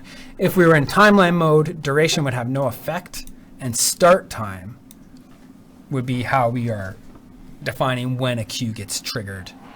And cycle, yeah, I think I removed cycle. It just got too confusing. Yeah, you need a better UI to have cycling inside of cues and timelines. So it's just too much. So anyways, we're just gonna stick to manual for now. And you can set the number of cycles. You can make a new cue. I'm just gonna go like this. Just by typing in the name of the cue, Q3 or whatever, Q13. And I'm not gonna make a movie one now. I'm just gonna set this opacity. So we know we have clip channel 1 active. all those guys are still active. I'm going to leave them active so it will still work. And then I'm just going to say new queue, or actually no, I'm going to go like this. No, here I'm going to new queue, that level, and now I'm going to say Q14. I'm going to set this level, new queue, and now you can see that level change. Now that's like obviously not much different than a preset, but I could be doing that with all these levels, which are all different preset devices, and at the same time as whatever else. So the power is there for that. But the easiest way to deal with a clip, you can make a queue like we just did, and you can drag a clip into the queue, which works. But another way to do it is also to just drag the clip into the playlist. And there's another list comp bug right there I can't find, but I do have a workaround for it, which is drag on top of, and if there's nothing in the list, drag to the top of the list, on top of something else in the list. And now you can drag outside the list all you want. It's just a small TouchDesigner bug that if you don't know the workaround, it's kind of a bummer.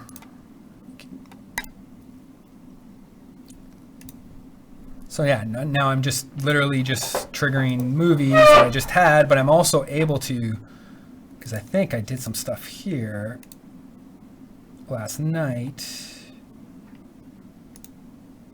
but the routing's changed, and I didn't call. Oh well. Okay, so I had some cues of some fluid dynamics and stuff last night that I built that I thought were pretty good, but I changed some routings, and those routings weren't part of the queue, so now it's gone. So that's the basic deal with that. But like I said, you are recalling all these preset devices. So not only are you recalling parameters, but you're actually recalling animation as well. So you can be queuing everything, like, and animating all those. So what ended up happening is this list is very limited in what you can see and what it's connected to, especially along with this list. And so you really got to keep track of what you're doing, because in essence, this queue list here is similar to a multi-layered sequence timeline. Like this is not, it is sequential in the sense that one thing happens after another, but this thing could have nothing to do with this thing. So you can have two queues right after another, or at the same time. They would be in order in the list, but they could have the same start time or whatever, not manual mode, but in timeline mode, and they could be doing totally parallel things on totally different things, and then to stop those things you might need another queue. So it gets really confusing. It is very powerful, but I think it does need to be improved, the workflow, just to be able to deal with that much information. Okay, so okay, so we have the queue player.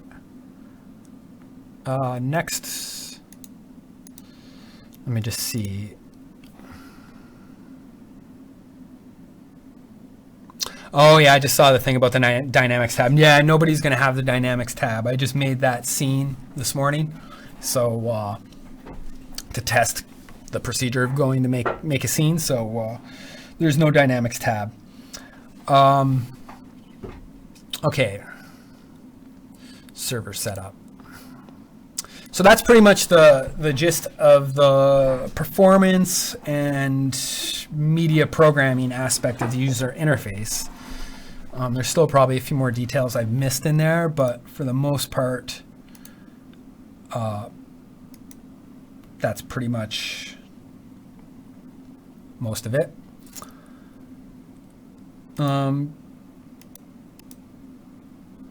There are some options up here that I've removed because I don't know if they're working properly or they're not working properly. So rather than have something that's not working and confuse people, I just removed it temporarily, but there's a whole concept that I built, needs some work. It's called a session. So technically it's kind of like a Luminosity project file. Right now the workflow is to start off with the default project, build a bunch of stuff.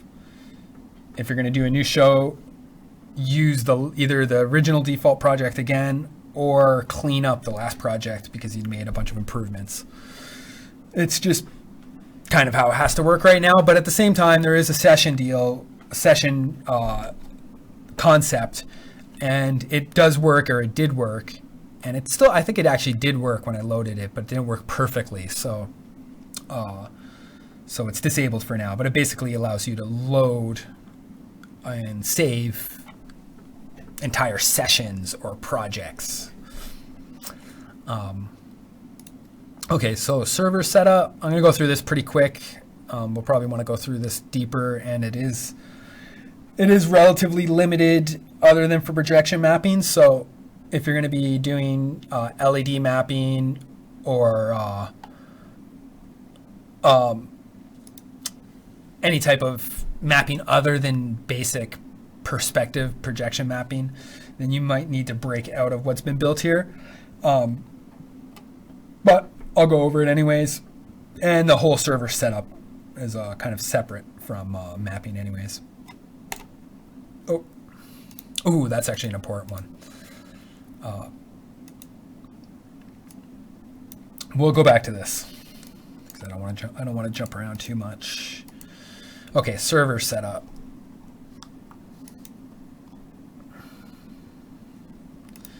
Just 1 second here. I think, yeah, I'm seeing a lot of errors.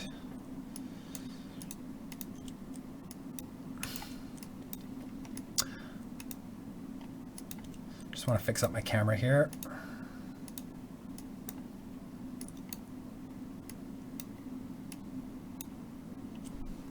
Perfect. Okay, so you load up server setup by selecting the server setup menu tab, and that brings you to this page that gets completely disabled when it's not being viewed. And by default, you should be viewing the previs render, and I've got some geometry in there as a placeholder. There's a camera. Most people probably don't have a space navigator, so I think the default project was already set to arcball. And so you can use an arcball camera to navigate in this zone. Oh, I see what's going on. Something is disabling my camera.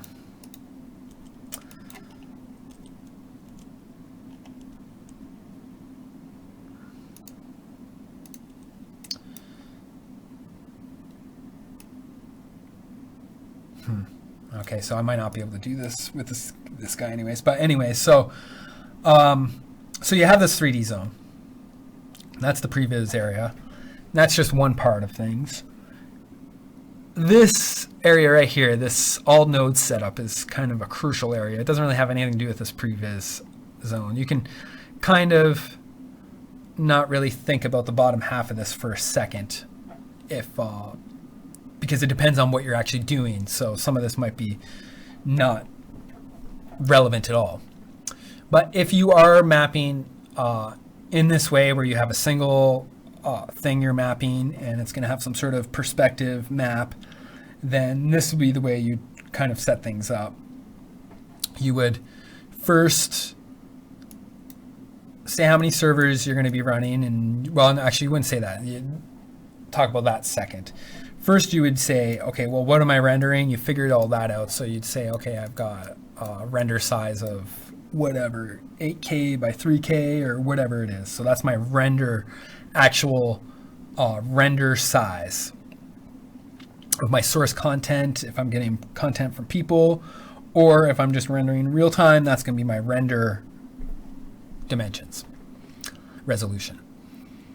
Then I'm going to choose whether or not I'm going to be mapping orthographic, or I'm going to be mapping content orthographically or with perspective. And if I'm going to do orthographic, I'm going to turn that button on. If not, I'm going to leave it off. And I'm going to set the field of view if it's going to be perspective, and I'm going to set the ortho width if it's going to be orthographic in pixels. Then you'll set the full map, the near clip plane for that camera, the far clip plane, depending on what mode you're in. You can change those numbers quite a bit. And then you're going to set the position of that camera. So I've set that typically when I'm doing a projection map setup like this, there's going to be multiple people involved or whatever, and workflow. So, and there's constraints of the place, of the set, or whatever, of many things. So you've got to kind of figure out those camera positions. That might be a whole process. You might do it in another program. You might do it in this program. It's not really within the scope of Luminosity necessarily figure out where that camera is, but you figure out where it is, and then once you do, you set those values here. Its position and its rotations, and you've already set its field of view. So in this case, for this projection mapping setup, I've set the field of view to be 78 degrees, the camera position to be 5, the position, the Y position I should say, should be 5, translate 5, and then Z is 35, and then rotate a little bit on X 4. So in this system, the projection surface, somewhere in the middle of the projection surface, is 0 in the scene. That's how I've set things up. So pretty much right here at the front of these letters is 0, or should be 0. And so now I'm going to I made this camera, what we say, 35 and 5. So if I move the camera I'm on, you can see these letters that I'm using. You can see these numbers down here. So 40, so 36, 4.75. So that's almost the exact position of our render perspective. And that's why I chose that position. It's kind of if I thought of these letters being, I think I made the letters like 10 units tall or 20 units tall. I think I made them 10 units tall. So the idea is you're 6 feet or 5 feet tall or whatever, a person. So this would kind of be the perspective if those letters were 10 feet tall. And so now my renders in the system are all using those numbers. I'll go into that after, because right now we're talking about output, not necessarily input.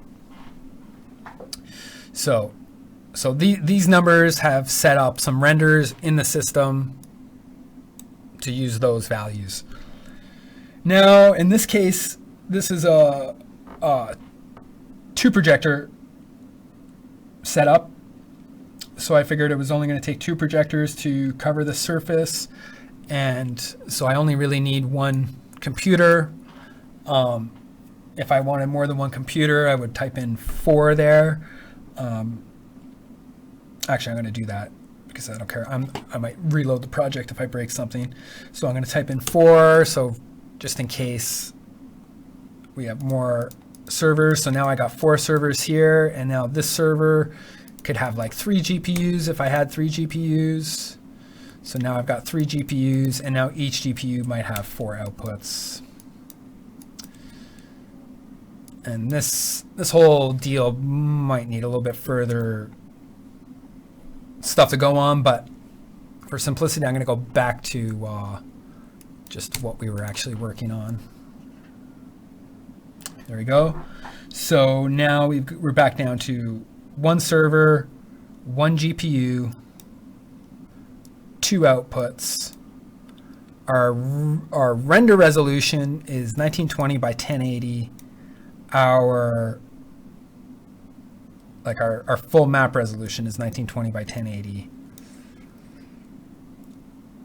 Our GPU render resolution is 1920 by 1080 because we only have 1 GPU, and that GPU is going to do the whole render. So if I was going to have 2 GPUs and split this across, then I would set those crop settings here of what this GPU is going to render, and what the next GPU is going to render. Then, okay, so now I've got the GPU's render settings. So in a simple setup, these numbers are going to match. You're going to have one GPU, and the GPU is going to render the exact full map. And this is an output right here. You can't click on it, but this would be, if I was to set 20 here, that'd be 1900 there. So put 0. So this is what our GPU is going to render. And now on our GPU, we've said we have 2 outputs. So I can select each output here. And now that when I'm selecting outputs, this control panel and this control panel both switch to whatever I have selected. They should say what output they have selected at the top, but they don't. So we just have to remember future. We can change that quite easily. Take 5 minutes.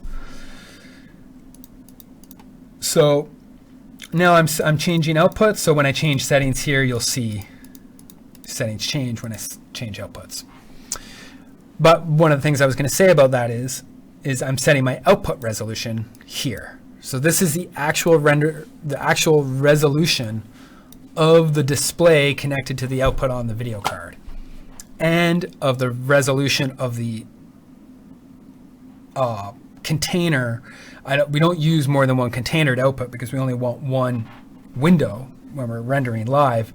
But there's 3 containers within that window, or 2 or 4 or whatever, and this is the resolution of that container inside the full output window. But most importantly, that's your output resolution. So if you got 1920 by 1080 projectors, then that's 1920 by 1080. If you have 1920 by 1200, then that's 1920 by 1200.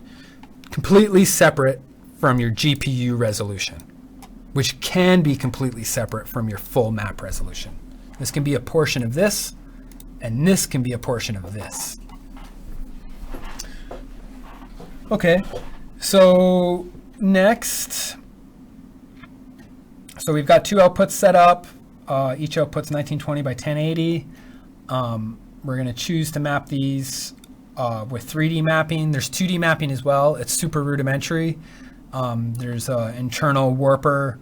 I'm not sure of the state of it right now. I think it's working all right, but I'm not even going to, I'm not going to try it right now or display it. Typically, if you're going to be doing some sort of 2D setup, you might need to expand on what's there anyways. It's pretty limited. So, but if you are doing a 2D setup and projectionists are mapping, and all you have to do is just have to output, then you only need to set this to 2D mapping. Make sure that warp is off. It will be off by default already initially. Just set that to 2D mapping, and you're just outputting exactly whatever that resolution is. That's it. No warping, nothing. And that's what I'll typically do now. If there's any type of 2D mapping scenario, I personally don't really want to have much to do with it. So it's just too hard, and doesn't work very well. So leave that to projectionists. Okay, so we've done that, and now I'm selecting outputs. I've selected texture input for output 0. I'm going to select texture input for output 1 as well. So now output 0 has texture input, output 1 has texture input. And what that means is it's not getting its video input from the video sources list. It's getting its output from this list right here. Whatever's chosen in this list is whatever's being applied. And the nice thing about that is you can have some test patterns and textures loaded here that aren't part of your media performance rig in the other page. And then this list here, you can drop, let me just find something to drop in here. You should be able to drop just about anything in that list, and whether video or texture from the file browser. But you should also be able to, let me just go like this. Should be able to do this. Nice. So you can drop tops or files in that list. And the list, the scroll bar for the list isn't too happy, but whatever, I'll leave it.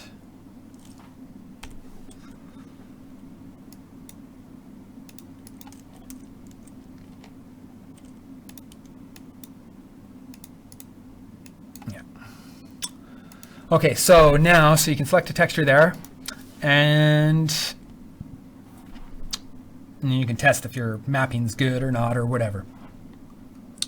You can also select your video. You select the video input, and that video input can come from any source in the system. Right now for output 0, I've got master selected. I could select clip 1 or auxiliary 1 or video 1 or whatever. It will all work. Yeah, so I'm in there. So right now I've got master. I'll leave that for now. And that's pretty much it there. And then run mappers to actually run the mapper, and we'll go through that in a second. I'm going to go back to texture input for both these. Okay, so that's outputs there. And then you have some edge blend settings for your output here, and I'll go over that in 1 second when I actually map as well. Now for the previs, you've got globals, and this sets what's being output to the projectors. Now right here up top, we're working on our outputs. This has nothing to do with previs in the sense that it's outputs. The previs gets its information from the outputs, but really you're working with outputs up top. So the outputs are all their sources are determined here, but in the previs settings, we can override whatever's being sent to the previs lights or / projectors. And I could just output a solid, I could output a grid, I could set that grid size to 1 pixel if I want to figure out what my pixel density, how many feet, what it's going to look like. If a client wants to make sure they're not going to see pixels, then you can figure that out relatively decently here. If you just set it to solid, you could quickly distinguish what projectors are which by selecting the projector and changing its color. So we just got a solid color there now, and now we can see our blend nice. I'm on grid, and now if I go back to texture, the color is still actually working. It's multiplying the texture by the color I'd set for the projector. One thing I just noticed here, if you are mapping and you get this kind of thing, this is because this SOP has texture coordinates from this perspective right now. So technically there should be no geometry here at all because there's no content to put on that geometry. So since I didn't want to edit the model and just hack the back out of the model, that geometry is still there, and it's choosing texture coordinates from completely the wrong spot. Well, it's not actually. It's choosing the right texture coordinates from this perspective. But from our perspective, it looks wrong. But technically, if we were mapping properly, you wouldn't have geometry there, and that wouldn't happen. Okay, so we've got the texture output. And so we've set that. So you can also set the brightness of the projectors, grid size. You can change the resolution of the projectors themselves, which is kind of important. We're not seeing it in this texture, or it's not working. If it's not working, it may need to be fixed at one point. But if you've got like 30 projectors or something, that's 30 1920 by 1080 renders plus whatever else. So your memory can start to go down pretty fast. So you might need to reduce your resolution of your projectors. You can display the projector IDs so you can see them. Shadows, if you want to see shadows, if if you have some maybe objects in your scene to see how light is going to, the projectors are going to get shadowed, you can turn that on. And then you can have stage light gain, which is just if you're not projecting onto the stage, just as a bit of light so it's not completely black. Turn that projector back on. Okay, so that's globals. Just go down here, camera, you can choose between the Space Navigator or Arcball camera, and you can manually set those settings. There is a thing where this was built in 088 and you couldn't set the transform matrix of the Arcball camera, so Arcball function, I should say. So these two cameras aren't synced. Like if I switch between them, it's going to jump, which is a bummer. But now that we have 099, super easy thing to just get the transform matrix from the Space Navigator camera and set it to the Arcball camera every time we transform, and then that way they'll both be linked and we can not even need this button. Just get rid of it altogether. Okay, so that's that. No controls. We'll go into that in a second. I should have done that before, but we're in mapping right now. So, oh yeah, shit. That lock. I'm gonna just open that, leave that up here. Okay, so we'll projection map next. Just fix this guy quick. Unlock. Okay, so I need to open a floating previs window because I need to look at the map view as well.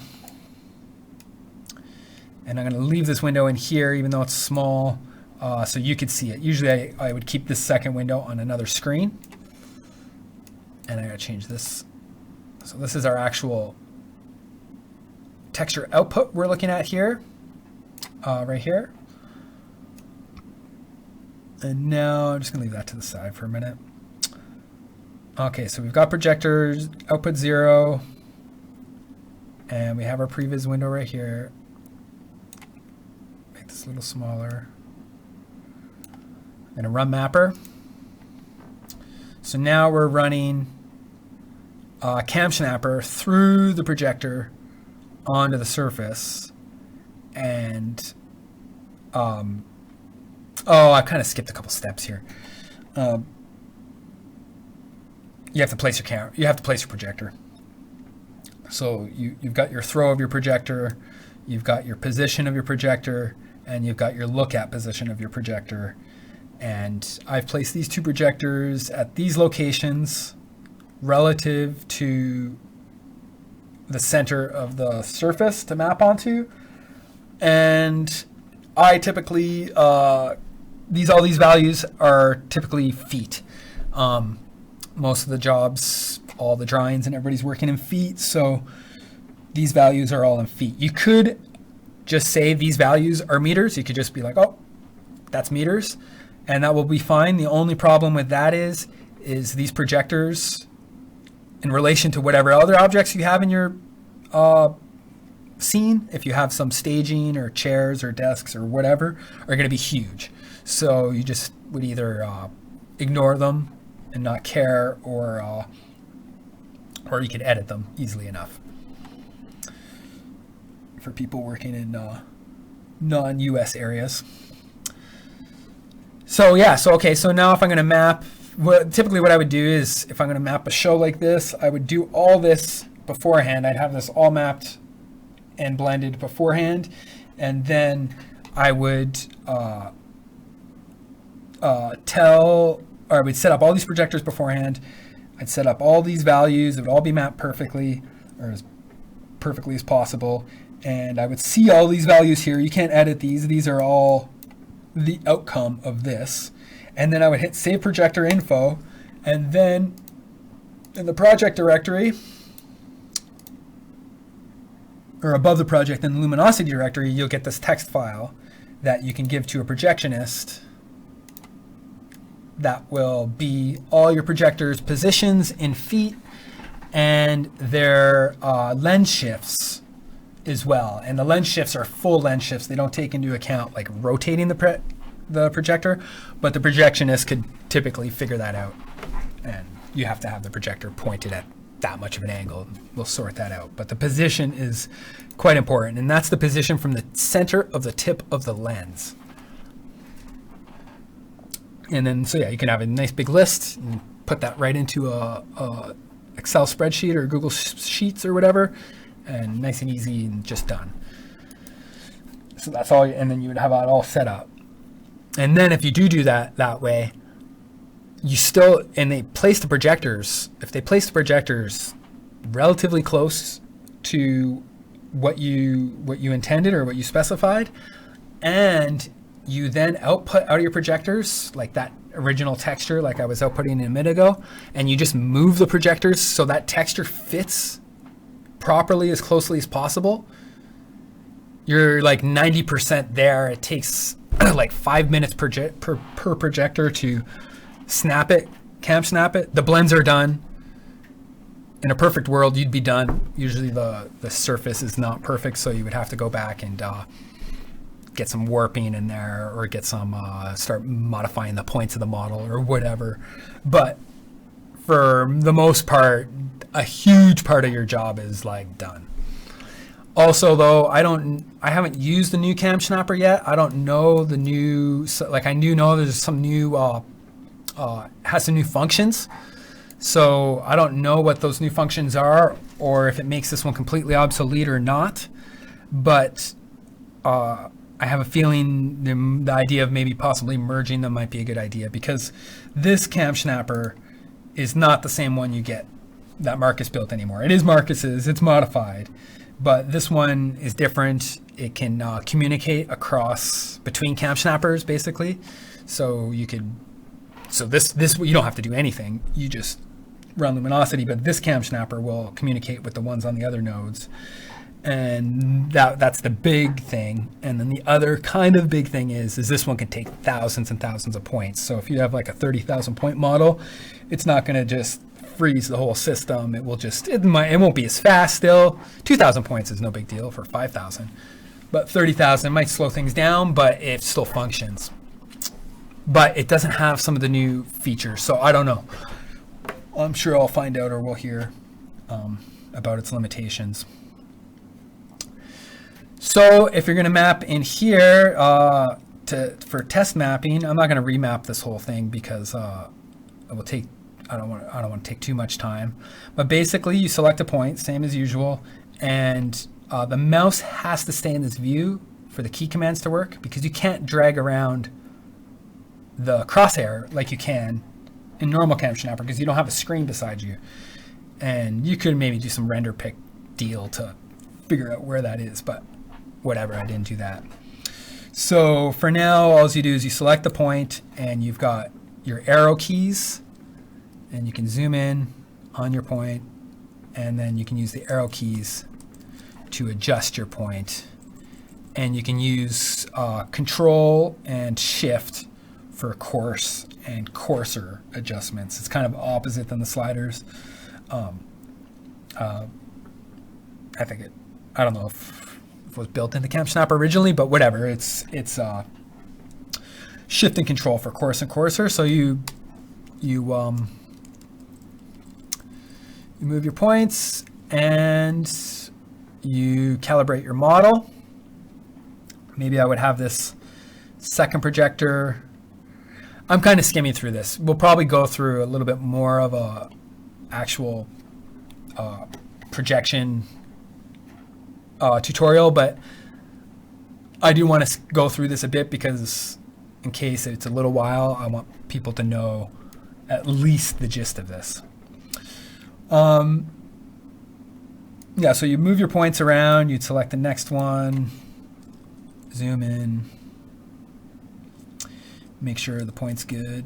Okay, great, perfect. Okay, I've got 7 points. All my lines are nicely lined up. Maybe now I'm gonna turn off Run Mapper, and now our texture has been output. I'm gonna turn off the model, or turn off that one. I should have turned off the other projector the first time. So I've got output 1 selected, which means I have the second projector selected. Same thing, I'm going to run mapper. Here we are again.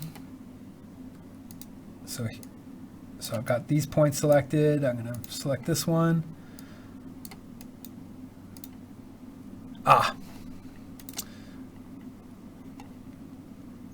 There's a toggle every time we click in that window, but anyways. Here we go. So yeah, so now I would then adjust these points, and now I got the second projector all calibrated. Great, that's done. Turn off run mapper. Blend was on, we'll pretend it was off the whole time, so blend was off. So that projector's calibrated, turn it off, turn on this one. That projector's calibrated. Perfect. Okay, next. Turn on blending for projector 0 or output 1. Or sorry, my bad. Output 0. Blending is on the right-hand side. You have 4 sides. Blending's on the right edge.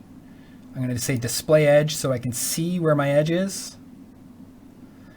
I might offset. Okay, so this is a whole, I don't know exactly how the new cam snapper works, but I do know, oh yeah, I just saw the full screen message there. Yeah, full screen's off by default. I'll show you where that is.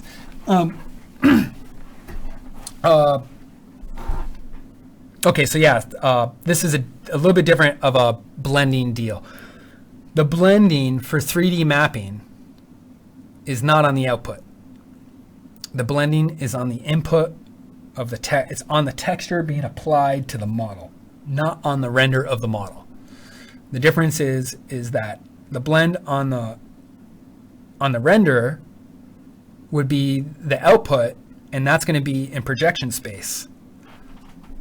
That's cool, and that will work, but that's like a lot of work to get like a nice blend, because you got like these projectors on different angles projecting onto a surface that's on different angles, and then you've got to blend across those angles, and it's like, yeah, you can do it, be extremely difficult, but it can be done. Or you can apply your blends, or I should say you can multiply your blend texture by the content texture before it's applied to the geometry, and now you're blending in texture space, not in projection space. So now you can move your blend over along the texture for one projector, and then you can move your blend along the texture for the other projector, and they're lined up perfectly on the texture because it's just straight lines. And then once it gets transformed, rendered, and transformed to projection space, you got this blend on all these weird angles, but it's perfect. So that's how this works here. And that's why you need this thing called display edge. So you have your blend width, which is a typical setting, but you also have edge offset, because your texture is going to be the width of your entire model, or well, depending whatever it is, your entire thing. And your projectors are only split across it, so you're only rendering a part of the texture. So you need to specify those coordinates for the blend. So this offset basically is going to offset right now 784 pixels from the right-hand side of the texture.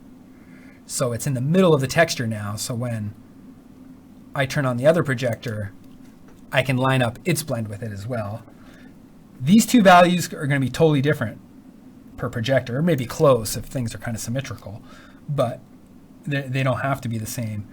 Typically, though, blend width is going to be identical because that's your overlap, and your overlap should be identical, the whole kind of point to edge blending. So that number should be the same. And you could do this all around, like all 4 sides, and then you can also get into some complicated stuff. You can rotate your edges as well. You can't rotate each edge separately, but you can rotate all the edges. So if that's there, if you're going to rotate, but if you're going to have another projector lined up, that rotation's got to be identical to the other rotation. Okay, so now we got that projector, we're showing its edge, and you can't, it's a bit of a bummer. You can't show edge and have blend off. So blend is on when you're showing the edge. It'd be kind of nice to have both options, but we don't have it. So next I'll turn on the other projector. So you can kind of see them overlapping there, or I got that blend off. Or I'll turn it back on. So now you can see both edges. I had moved around that offset so you can see they're no longer lined up. And that was on output 1, I moved that offset. So now I'm going to move the offset back. Oh shoot, I'm moving. My bad, I just changed the blend width. There we go. Okay, so and these lines are like measured from, I'm not exactly sure, but they're like a pixel off. So if you set it to 1 pixel wide, it's not. But as soon as you go more than 1, you can see an extra pixel. But for all intents and purposes, it's lined up. And now if I turn off blend on both projectors, you should see nothing. Another deal though quickly here is that if you're projecting and blending in reality, the power signal of the light, I'm saying it kind of wrong, but the gamma is different. So in the computer, the gamma needs to be 1. In reality, the gamma needs to be 2.2. So here the setting says 2.2. So this is the correct setting for reality. That setting gets modified in this previs render to 1. So it looks correct in the previs. So, because if you had this 2.2 in the previs, you'd see those blends clear as a bell.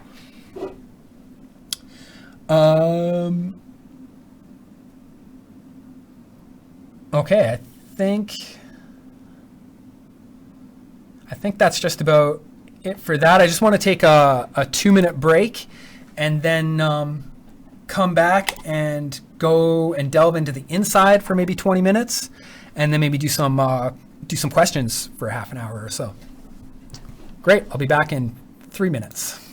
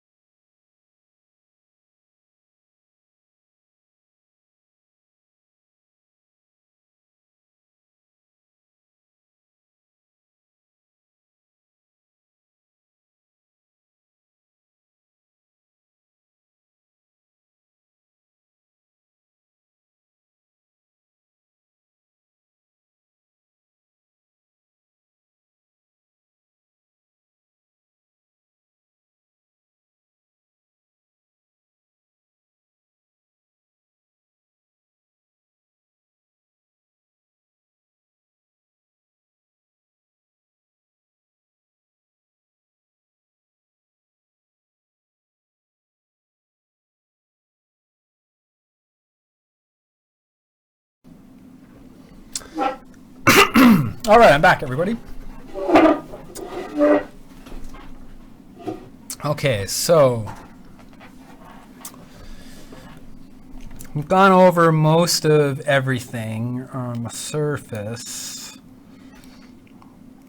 There was some things I kind of want to show you about scenes. Maybe we'll be able to do that with as we go through the network.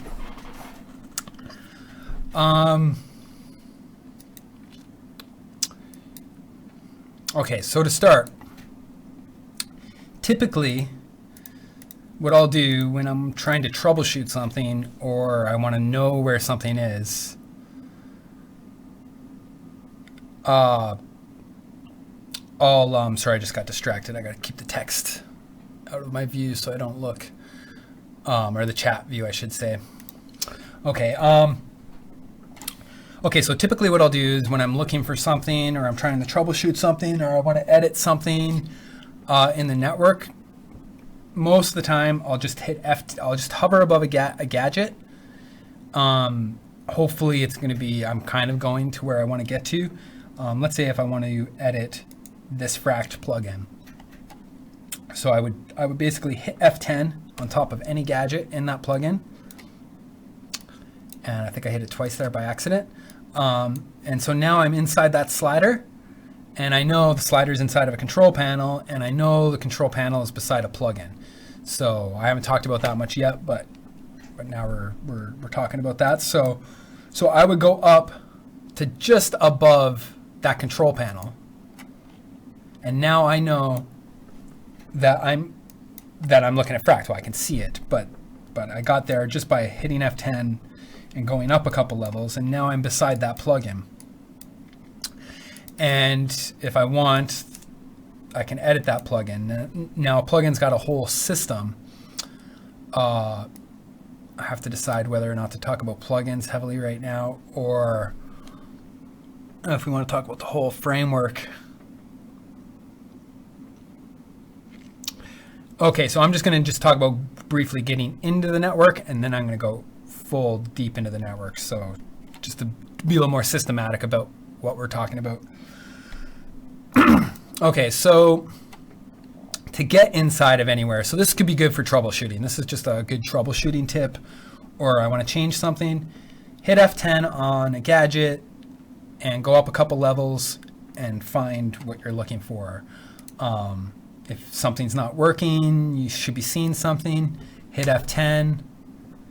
Sometimes it will bring you to completely the wrong area. You'll kind of get to know where you're going to go over time. For the most part, most of what you're going to do is in plugins, so most of it's going to be somewhere in here.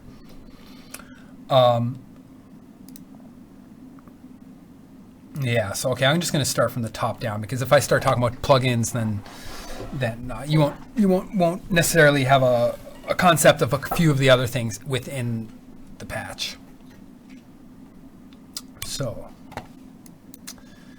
close this, go up a level, just brutal. I don't know, I haven't seen a lot of errors like that in a long time, but it is what it is. Okay, so Luminosity, you have 6 kind of main sections. Really, you've got like kind of 3 kind of core sections: master, processor, and database. These guys, they're all needed, but they're not as crucial. Yeah, I thought so. I go like this, and I go like this, and that one bug red disappears. Yeah. So, okay. So so these 3 guys right here are kind of your main, and then these 3 guys are they're needed, but they're not quite as big. Master is where everything is that has to do with controlling all the nodes. So inside of master, you're going to get the user interface, or at least the main user interface items. things like effects, certain clips. There's going to be user interface items that are in the database because they're part of that thing. But big main user interface items are all within UI, such as clips and channels and all these tabs and that whole server setup. Well, server setup's just below UI right here. So that's inside of there. There's not really a lot to do in here unless you're going to start to customize it. But for the most part, yeah, most of it's been pretty cleaned up. Luminosity has been it's been an evolution of understanding. So in the beginning, there was certain levels of understanding, and now there's new levels of understanding. So, excuse me. Over time, so there's different sections of Luminosity that are kind of slightly different because I found I improved or tried to improve basically styles and methods and everything. So this is kind of an older area, and it's slowly becoming less old. But like I said earlier, these are all pointless. This should all be this entire component, this entire thing right here, except for maybe that bank slider. The whole thing should almost be a list comp anyways. For the most part, mostly one list comp. Okay, so we don't want to go too deep in there though, but yeah, there's a few things in here. A lot of selectors too. Then server setup, same kind of thing, but it's all UI. There's no real data in there at all. No real data master at all.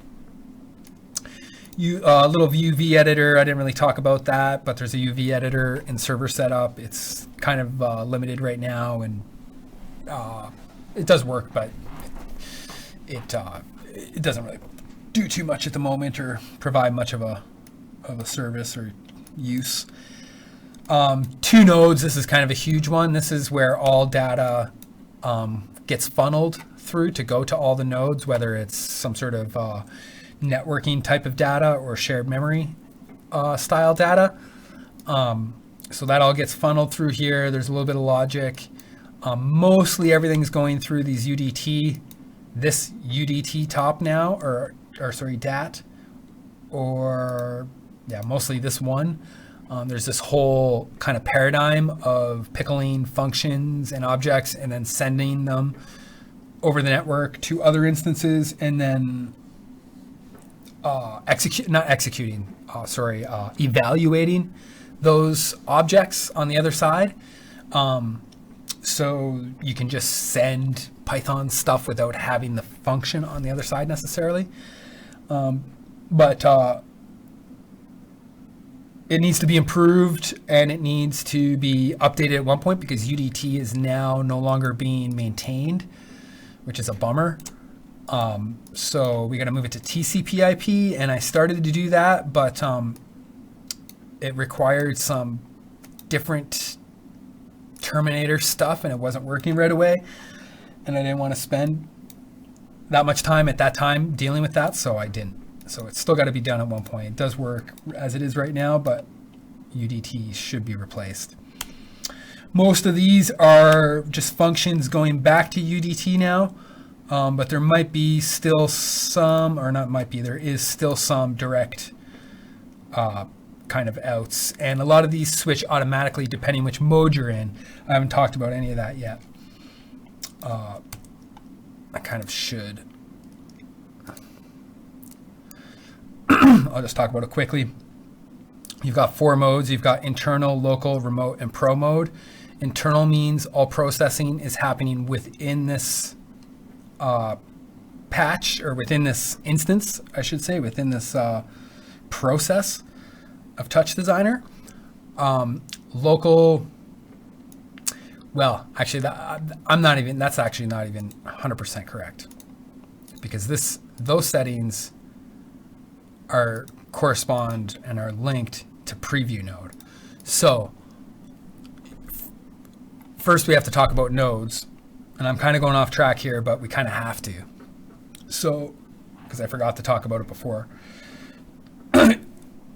You have nodes. A node is an instance of TouchDesigner running on a computer. So you can have 4 nodes running on one server. Typically, a node is going to be bound to one GPU, but doesn't even have to be. But it is, usually. The master is a special node that runs the interface. The master can or cannot be the preview node, the node that you view. The preview node doesn't necessarily have to be the node that you, like a preview node could be just a preview, or it could be an actual node that is outputting as well. But you have to know what the preview node is to at least view something. So typically, on a simple setup, the master is the preview node. And all processing is happening in the master. Whatever you do, you'll see the video happen inside the master. The preview node resolution might be full res, or it might be fit to 1080p. Depending, like if you have an 8K project or something, or 20K project, you might be running, you might want to work at 1080p when you're actually just developing the project, and then everything's, of course, it's all the aspect ratios are all correct, but it's fit to 1920 pixels wide or 1080 high, fit best or whatever, and then you could work that way. And then let's say if you had a setup where you had the master is the preview node, and then it is the output node as well, and you're running maybe like 2K video or something. So there's a lot of combinations. Maybe this again will be another topic to go into deeper, but at least to give you a sense of what the deal is and how to also start to decipher it on your own. So all that being said, then you have preview node and different nodes. So now you've got internal, local, remote, or pro mode for the whole thing. And what that means is when it's internal mode, preview mode's got to be the master. There's no communication outside. There's no network communication. There's no shared memory. There's nothing. So internal is simple, one program, standalone, done. Local mode means you are running on one computer. So you might have 2 or 3 instances of Luminosity running on the same computer. There might be 1 GPU, there could be 3 GPUs. It's one computer. You can use shared memory, and your network address is localhost. Remote mode means you're going to use multiple computers, and you're going to have multiple instances of Luminosity running. Pro mode means you're going to have multiple computers, or one, doesn't matter, but you're using the sync chops, and we're using sync to sync those nodes. So if you're using remote mode across multiple computers, that's totally fine. You could do that like in all kinds of situations. If you're running like a projection mapping setup blended across those nodes, well, you're probably going to have to run pro mode, like you got to have everything in sync 100%. So that's the differences there. Real-time toggle was turned off. Real-time, and a lot of these other ones are pretty self-explanatory. This is kind of old. I don't even know if that works. You can set the number of channels. We kind of went over that a bit, and the frame rate. So yeah, that's most of that. And there's one other little thing here, since we're here. Channel settings.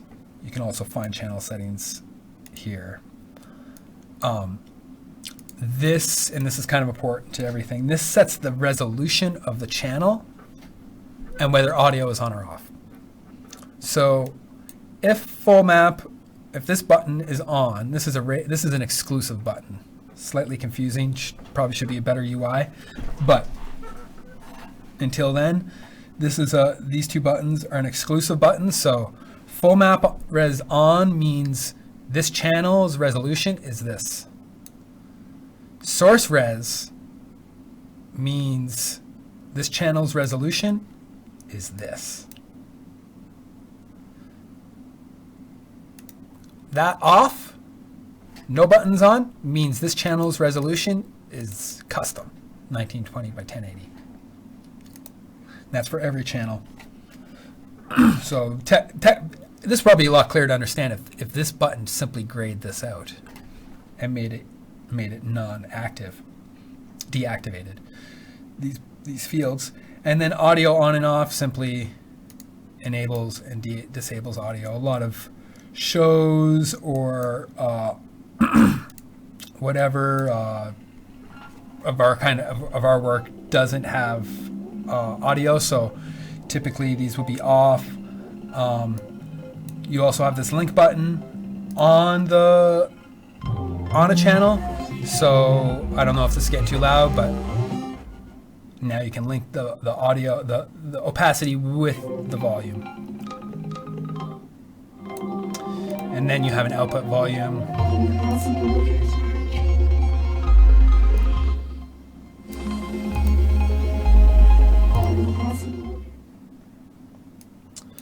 Okay, so back to the network. Sorry, I got a little sidetracked there, but we kind of missed that. Okay, so master. So that was 2 nodes. So that's why we went off there. But actually, this type of learning, I've been learning quite a bit recently. I've been on this pretty big learning mission, and I've kind of went off on this. It's like learning. It's like hierarchical learning, like learning not by categorizing and stepping through things all one at a time, but by like going down like the chain of whatever. So if you read a sentence or a paragraph and it's like you don't understand a word, then you like look up the word, and then that leads to a whole nother, and you keep doing that down the chain, and then but never forgetting where you started.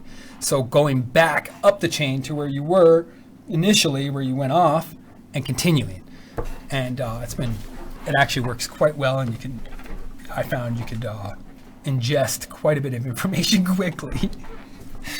Okay, so next, 2 nodes. So that's sending out to the nodes. That's the master sending out to the master. Oh, when we're in all those modes, just quickly, since we're talking master and everything, when we're in all those modes, if the node is the master when you start up an instance, which sets some environment variables when you start things, if the node is the master, this is going to be cooking for sure. If the node is the master and it is set to preview, then this is going to be cooking for sure. This is the processor. This is where all the video happens. If the node is not the master, this is not cooking. Period. If the node is not the master, this is cooking 100%. So that's the way that works, or that concept. And so now you have 2 nodes, and that's talking to all the nodes. The master talks to all the nodes, and the master also needs to get some information back from the nodes, such as some texture data, depending who your preview node is, and then also some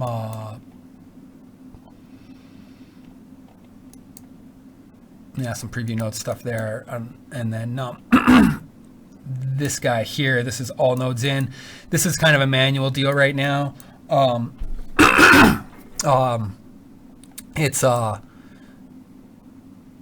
It has to be kind of reconfigured every time you set up a new system right now, because I kind of hacked it apart in a previous build and never rebuilt it. So if you want some information back, you need to kind of handle most of that, except for the first nodes, the preview nodes.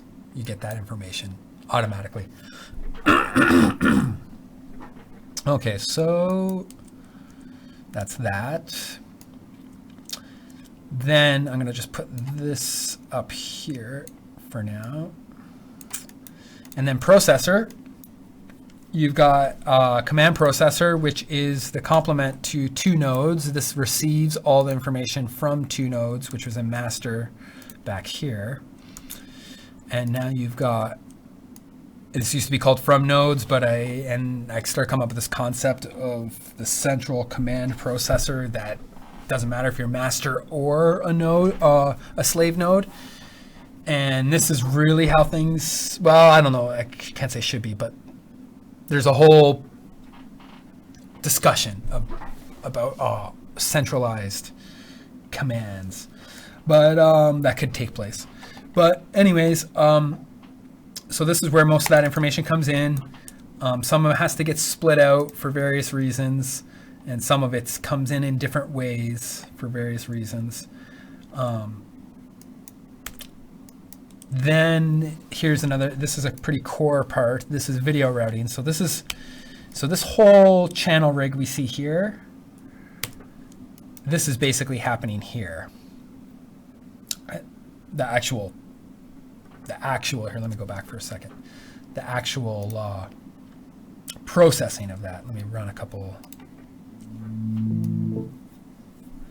Let's see about it. So then, yeah, so I'll do that, and we'll route this to auxiliary 1. And I think I got some fluid or fractal or something going on there. Okay, so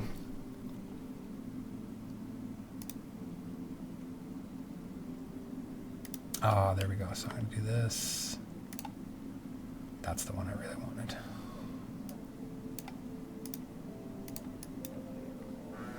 Oh, well, whatever. Turn this volume down. Okay, so we have some stuff in there. So these are the channels, the UI channels. And these are located in UI/channels.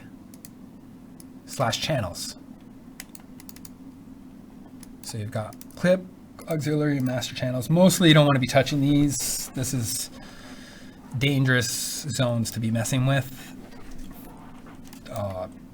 But they're here anyways. If there's something that you need to kind of sort out or figure out or whatever. So that's where they are, but their corresponding processors are here, or processes. So clip channels. Now you got a replicator with 5 clip channels. Now this clip channel is, so what happens is, I'll go through the logic a bit. So when you click this button says to this clip channel to play this video that was specified. That was, you had this bank selected and lane and whatever. So this button tells a function in this extension right here, it should be loaded in this extension, that clip that UI trigger button calls a function to load a clip there. And so what happens is this receives that trigger, and this then says, okay, am I playing anything? And if so, what side am I playing it on? Okay, I'm playing nothing, or I'm playing on the right-hand side. Okay, I got to load something on the left-hand side. Okay, I'm loading this clip over wherever on the left-hand side. So it calls a function in the clip and says, okay, you need to load. I'm loading you. And so it says that to the clip. That's that. The clip loads itself. When it's done loading, it tells this channel again, it's done loading. And now this channel selects the clip, loads it, and crossfades it. So that's like kind of crucial signal flow of how the whole system works. Basically, the channel tells the clip to load itself, and the trigger tells the channel to do that. And then that basically makes it so you got this system, or you can tell it to load new things, and it will only load new things if they're ready to load, because they load themselves. And so there's some extension stuff in there, and there's a few things that you have to be aware of if you want to modify some of that stuff. But mostly you don't have to modify it, but you may need to use the trigger stuff if you make some special clips. And then there's a little bit of stuff here I noticed yesterday. I kind of forgot I put it in here, and this is a thing I did for a job a little while ago to drive the index of all the slave nodes of all their movies because the client wanted. I told them how the system worked, and they didn't trust that the TouchDesigner process themselves would sync up perfectly, even though I knew they would. And he wanted the movies, their frames to be synced directly. So I built that in. So now you have the option. You can sync your movies 100%, like frame by frame, which works fine. Or you can not sync your movies 100% frame by frame. But if you're running touch sync, you don't need to. The processes are in sync, and if one stalls, the other stalls. So technically, there's less room for error with the frame because maybe you can get some sort of out of syncness happening somehow. But I've never seen the issue. But either way, both options are there. So yeah, so this part selects it, and then you have some effects. I'm going to talk about the effects in the auxiliary channel because I want to talk about the auxiliary channel next first. So that was a clip channel, a little bit different than the auxiliary channel because it selects a clip. Auxiliary channels, they don't select a clip, they select a source. And so depending on how many sources, here, I'm going to open this in a floating window for a second. Actually, I think I could do this. Nice, perfect. So depending, oh no, that doesn't get me there, my bad.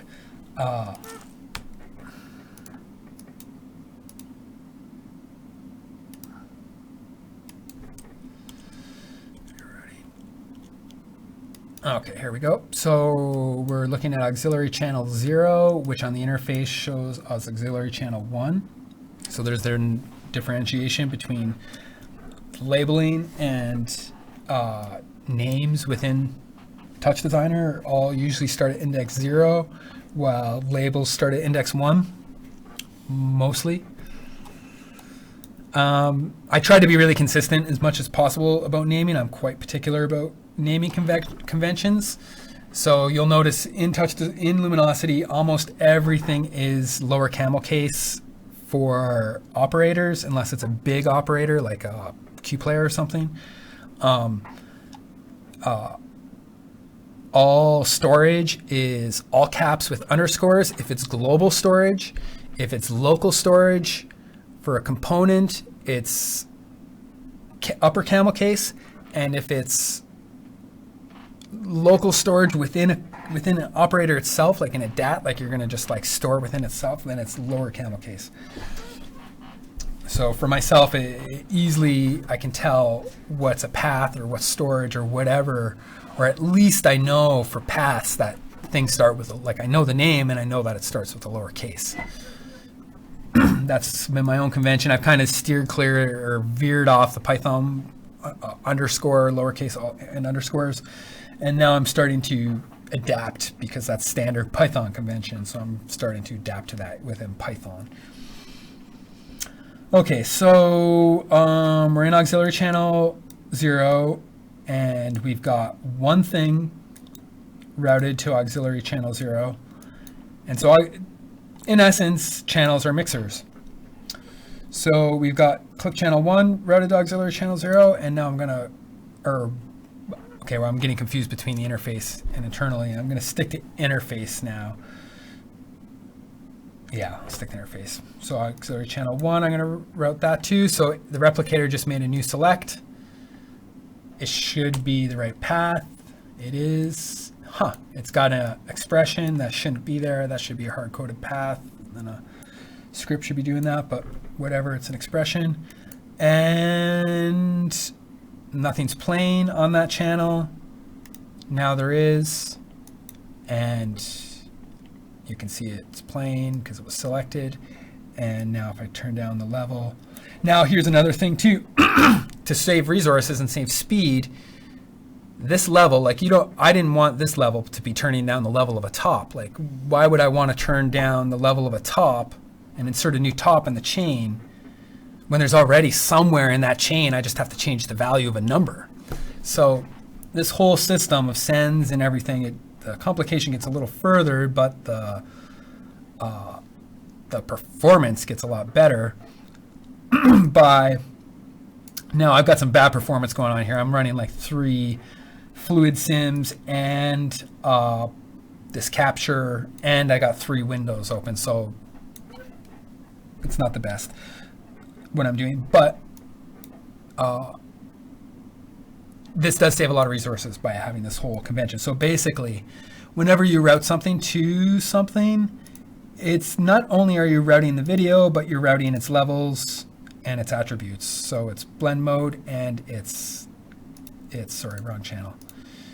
It's blend mode and its opacity all get routed to this channel. So you can see clip 0, 1, 2, and 3 have all been routed to auxiliary.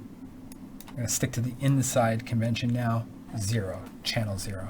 I guess an easy way to understand the difference, if I say auxiliary 1, that's I'm on the surface. If I say auxiliary channel 0, well, yeah, it's kind of a thing to sort out. It's always something, but so that's how that works. So now you've got 4 things being mixed in this little GLSL mixer, and I think I proved it. No, this is an old one. Oh well. So that's that. And now, yeah, so then that mixes all those channels down to an output. Then that output gets selected by this channel effects system, which is really doesn't need to be much. When I was looking at this last night, I was like, this entire thing could be one function or maybe a couple functions, but in an extension. But it's doing its job. And what this does is makes it so, it's another resource performance helper. Basically, you have 6 inserts on a channel. So you can load 6 effects. But if I have them all off, like I don't want them running through a bunch of selects or anything. I don't want anything extra. So what all this network up here does is makes it so basically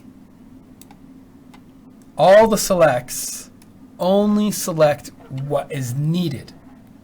So every one of these effects in another location, which I'll go to right now, every one of these effects has a select. This all gets copied and pasted on its own when you load an effect. All these effects on there have a select. So, and are we gonna? Yeah, we're in 0 and we're on slot 3. Okay, that's fine. Yeah. So right now that's going to select whatever. It can get a little confusing how to program it. Here we go, just put this below. Whatever was below, whatever was the other one that is on. So if nothing is on, it's just the input. But if one of them is on, then it's going to select whatever was on. So this is the output. So nothing is on, so it's selecting the input right there. But if I turn on fract, and its mix is over, so I've got fract on. So now this guy is selecting slot 1 plugin channel 0 effects slot 1 plugin out 1. So if I turn it off, now it's back to the input. So but now if I go like this and I turn on displace, now this guy's selecting slot 3. And if I was to go look at slot 3, it's going to be selecting slot 1. And then if I turn it all off, it sets them all to their defaults.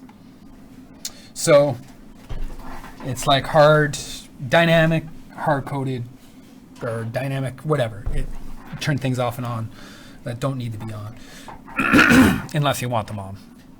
The downside of that is when you turn on that, you could, if you've already loaded the effect, you're probably not going to see a stall.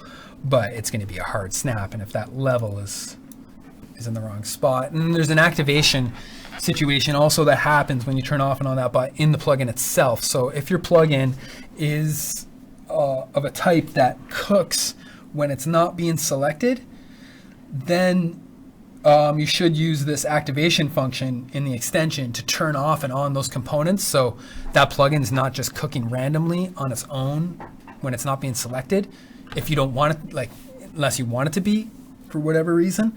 So for a few plugins, I have that built in because like you don't want that thing taking up resources. So that's there. Okay, so that's channel effects in video routing. Master channels are similar, auxiliary channels. There's only one master channel on the UI. There can be more than one master channel that can be routed to. The only thing is, if there is more than one, they'll all have the same effects and they'll all have the same level. So that gives you the ability to route a bunch of different stuff to a bunch of different outputs and have all the same effects and all have them on one fader. That's the point of that. Okay, and next. Here, I'm gonna actually just do this floating styles. Okay, so that's so there's one more thing in processor, just quick. Audio routing. Audio is super limited. It's just basically it's disabled. There is no audio on auxiliary channels. It's only the clip channels, and they get mixed down to one master channel. And there's no routing. It's just clips to mix. That's it. So here they all are there. If they're activated, they're on. There's a little bit of a network in there. There's In life, people transfer their bags. And so now that will get mixed in the mixer and then output selected by the audio. There's a selection spot in the output devices zone. I'm just going to check the chat, make sure there's no problems or issues here quick.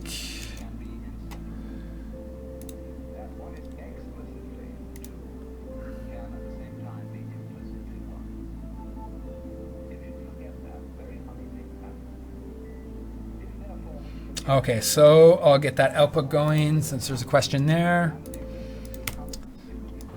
Yeah, super. I have this one toggle in here. I'm going to put these positions back for development mode because I don't want to have outputs on my side screens because of whatever reason. So right here on this perform comp, there you go. So just turn that on and now you'll have outputs.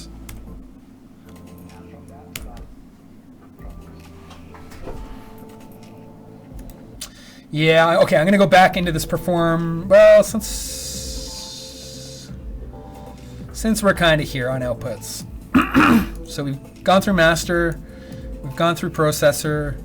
I'm gonna turn down this audio.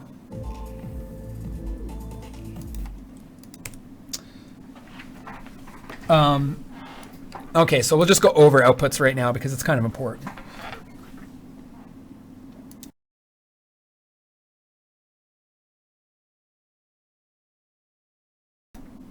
Okay, so the output system, there's a bunch of other connections there. No, I'm not going to go through outputs yet because there's a few other things. Just if you want to see output right now, just turn on that. A couple other things to talk about before talking about outputs so you have a better understanding of what I'm talking about. Okay, so utilities, not much to talk about there. Just it's where Cam Snapper lives. It's where the animation editor lives. Video converter. Peter Walker's plugin designer, which is pretty awesome. I'm not going to show how to use it. He's going to do a tutorial on how to use it. It's a tool to quickly and easily make plugins. So it's pretty sweet. And but it may or may not be working in this build. So I'll just let it be for now. Perform, not much to do in there at this moment, other than toggle that switch off and on. Most of this is just all automated, and if you want to switch your output stuff, you could just hack this completely away, but if you don't want to, then there's another spot to do it. So I'm just going to leave that off for a minute. Local, I'm just going to go over this quick because it's not quite as big as database. Local, there's some storage stuff here. If you want to make some new global storage values, you can just enter them into this table and it will automatically store whatever you type in this table. Like I said earlier, all uppercase underscores for all globals. And global variables as well. This is global storage, but you could have variables. I don't think there's variables in here, but if you did. Just quickly, there's some notes here. Spot where I store a few notes. Startup, some startup scripts and functions. If you want to make some new startup stuff, I don't recommend messing with too much of this unless you really want to figure it out. But if you do want to add up some startup stuff, I like to try and keep stuff consolidated so you don't have 20 startup scripts in 20 different places. So pretty much all you need to do is add a function to init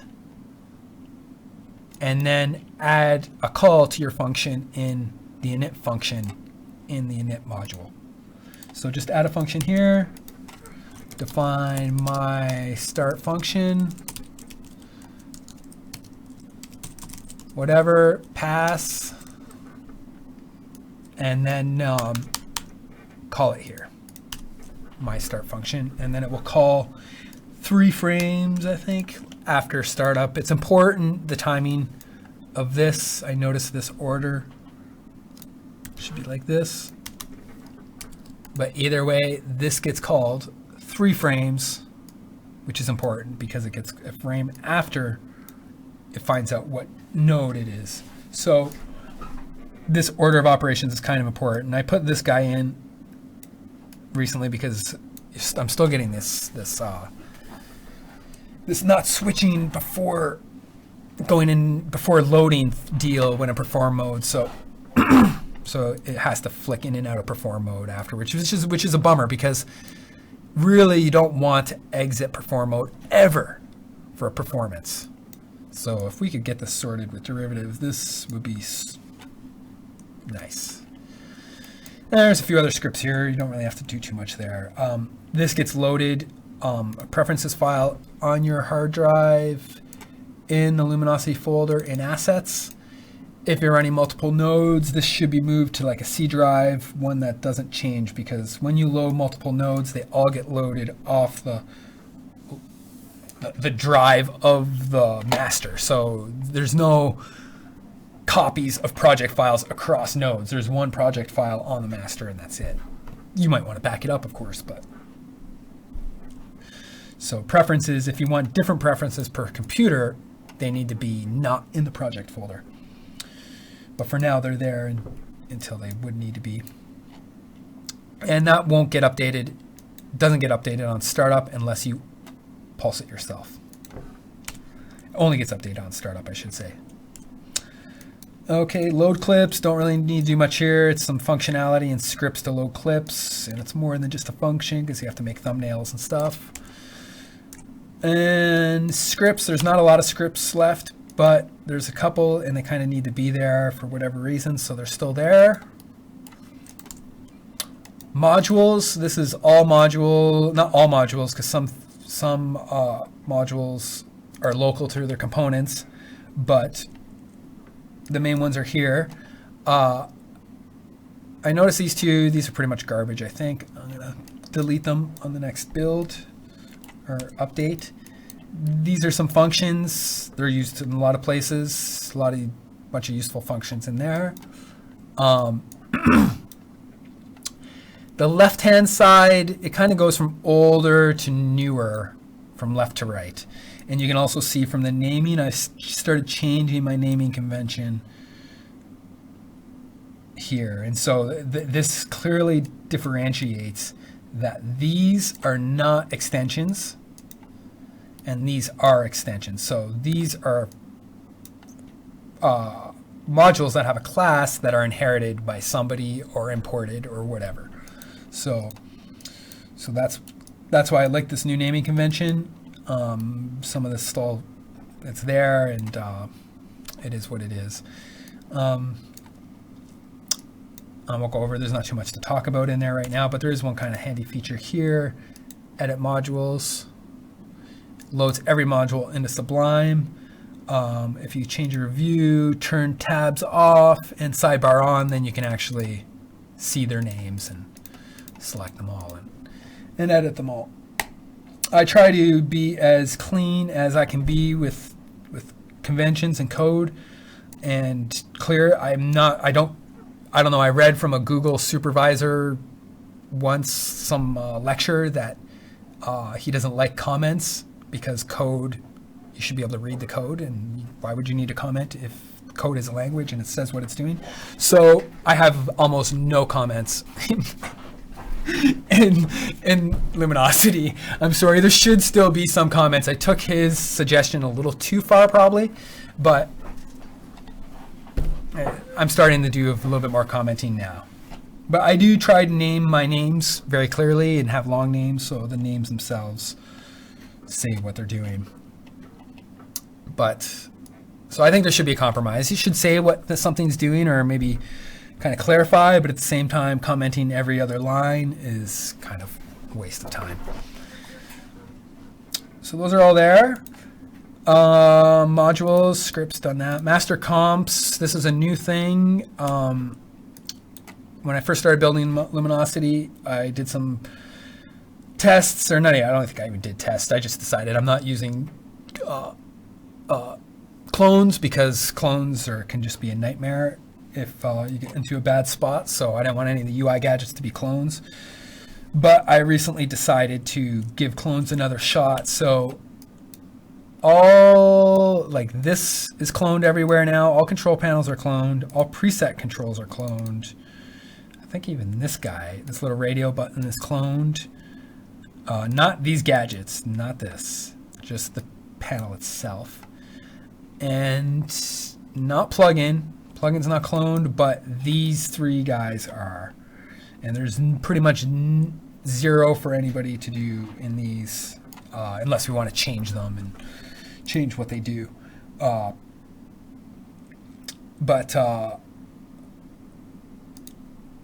I'll go over how that works. Well, there's not really much to go over, but this is that blender.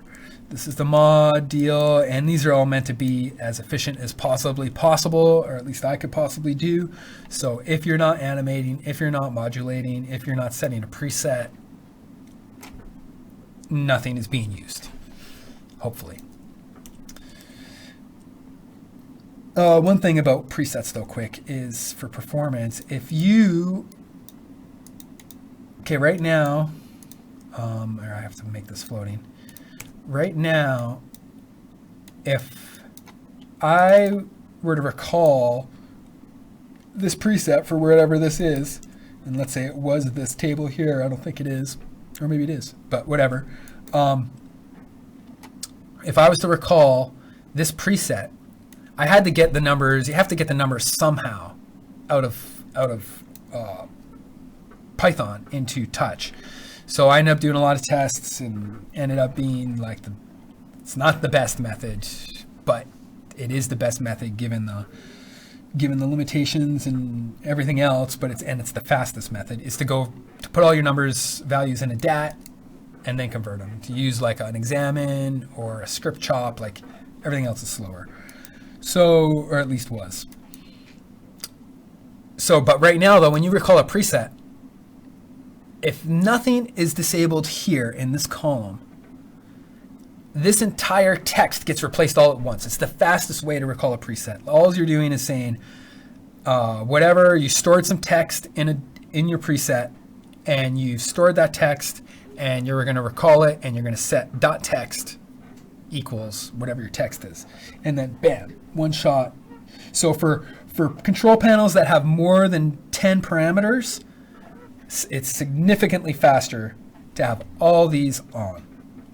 Then for control panels with 5 or less parameters or whatever, or less than 10, it doesn't really matter if these are on or off. But as soon as you turn one of these off, you lose that performance gain because you can't set text, and you got to set each of these values one at a time. And it's got to iterate through the whole list and sets all those values. So faster if everything is on, or only a couple are on. So there's that choice, and this corresponds to queues as well. Okay, so we are a master plugin. We're not going to go too deep because we're going to talk about plugins later. And time, not much going on there. It's a time component. Luminosity is following this time. There is an extension that uses the tap tempo stuff, or it is the tap tempo deal, and it works quite well. So yeah, it's there. UI gadgets. This is where all your master UI gadgets are. Later, when we talk about building plugins, you'll want to know what the names of all these are, so you know what gadgets are available to you. Although if you make plugins, you'll probably use the examples in the plugins, so it doesn't matter. But this is where they are. Almost all these you can use, except for these 3 are meant for a different type of control panel. And this is a channel. You can't load a channel into your control panel. So there's a few things, but for the most part, all these and they're all good to go. Here's a little right context menu, or the right click menu, or that's a drop list. Sorry, that's the right click. Copies, whenever you hit copy or cut, they get put here. Typically, if I'm saving out a project like a master copy, you just want to go like this, copy, and copy something blank, and so these get loaded with blank default plugins. All right, so that's local and database. Just grab a drink.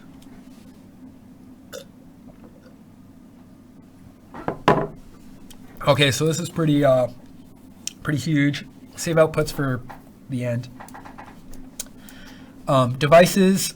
Yeah, I'm gonna save that. Yeah, so devices is a pretty good one to start with. That's where all your hardware devices come in. This is me. Or video input top, another video input. I got the camera controller in here. There's a connect ability in here. I got to find out these things are getting created by a script for some reason. Audio device in, audio device.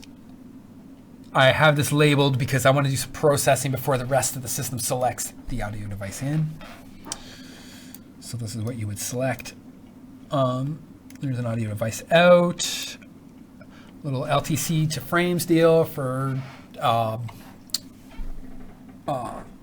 slaving the Q player. So there's a whole kind of rig kind of under the hood. If somebody wants to use it, I can tell you how at one point.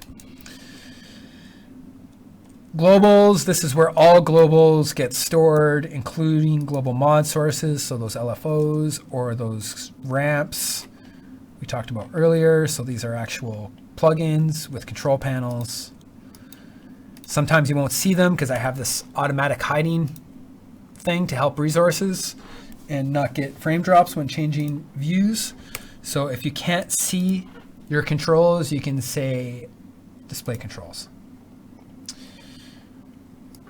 And if you're editing a plugin, we'll go into editing a plugin later, but get a little snippet there. So colors, lights, I don't think I have any global lights right now. Textures, there's a couple. That's where that one texture list sits. Geo, this is where all global geo lives. So that texture surface or mapping surface gets loaded here from disk or wherever and gets processed possibly for whatever reasons, and then gets ingested into this comp. And then you may have more than one piece of global geo. So you might have, so you would connect different ones to all these different outputs, basically, or selection of ways to select. You don't have to use the system. This is just some global paths to select these. So that way, when you're building a plugin or a scene or whatever, and you want the plugin to use some of the same geometry that a scene's got, you would have all that geometry here and be able to select it by the plugin and the scene. And if you deleted the plugin or the scene or the name or whatever, you wouldn't have to change all your paths and everything. So that's why that's there. Yeah, you might be doing some sort of spatial mapping deal, so you have that. Previs Geo ends up inside. There's really not much to do in here, except maybe you might want to change the materials a little bit. But this is the actual material in the previs of the projection surface. And then there's the previs environment, which is right now just a plane, but you might populate this with bleachers or scaffolding or whatever, people, give reference, whatever. You'll put that in this zone, and then as long as it's set to render, it will appear in the previs render. And there's a test render here to help you set up your projection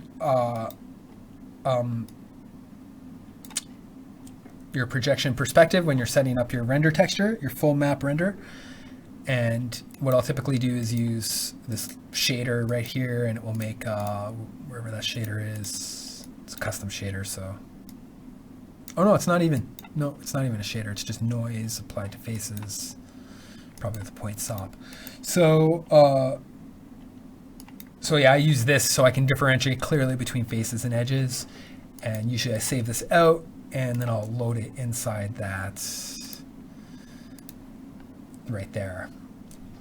And I think actually this time I loaded null2 directly. I didn't even save it this time, which was pretty cool. And I loaded null2 directly, which I thought was pretty cool because I don't have to save a file anymore.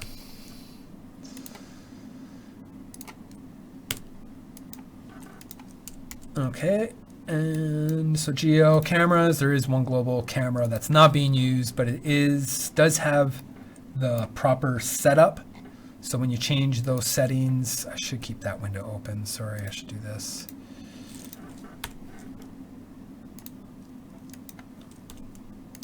Global cameras. So if I was to move these settings here, let's just go up here. It's custom projection matrix, so I would have to look at it here. But if I was to change this, it's going to change those. So you don't have to touch, you don't touch cameras unless you're going to have your own rig for whatever reasons. But if you're going to use this system, you don't touch the cameras. They automatically set themselves up. Let's just make this a little bit bigger. That auto levels comp is here. For some reason, it wasn't selected. I'll make it work on another build. Global mod sources, we already went through that. That's done. Okay, so that's globals. Plugins, this is where you would create and modify plugins. There's a new paradigm for plugins now where plugins get loaded from disk unless they're a player, because players are just replicants of the same. So you don't, the UI doesn't, there's only one UI and it's always the same copy. So there's no reason to have this on disk. But now all generators and effects are on disk. If you want to edit a plugin, this is where you could do it. There's a couple of workflows for editing a plugin now, so we'll talk about that when we talk about editing plugins. But this is where players, or at least are right now, like the master version. Scenes, this is where you would build and load a scene. It's getting kind of late, and I don't want to. Well, yeah, it's 3.5 hours now. So yeah, I don't want to go too deep on how to make a scene. Basically, copy the scene. I'm gonna go through fast. Copy the scene. Give it a new name. Already has a new name. This one. Give it a new label. Go in the scene. Oh, tell it how many outputs you're gonna want. 1, Go inside the scene, make sure the output has a new label. And now, oh, and also you're going to have to recreate the control panel because all the paths would have been wrong because you just copied it from another location. So that should be all fine, and this should all work. It should all be working here. Let me make sure the control panel is going to work first. So the high-speed scene creation, and let's go level. I think it's further down the chain. It's not working. Oh, maybe it doesn't. Oh yeah, so it is working. Level just wasn't hooked up to anything. So, because this is just a default thing, I just kind of slammed it together. So you can see that controls are working for this new scene. And the new scene should, if everything's working, appear in this tab. So now the scene is here, and you can control those settings there. And you can select the scene here. Perfect. So yeah, that's how you make a new scene.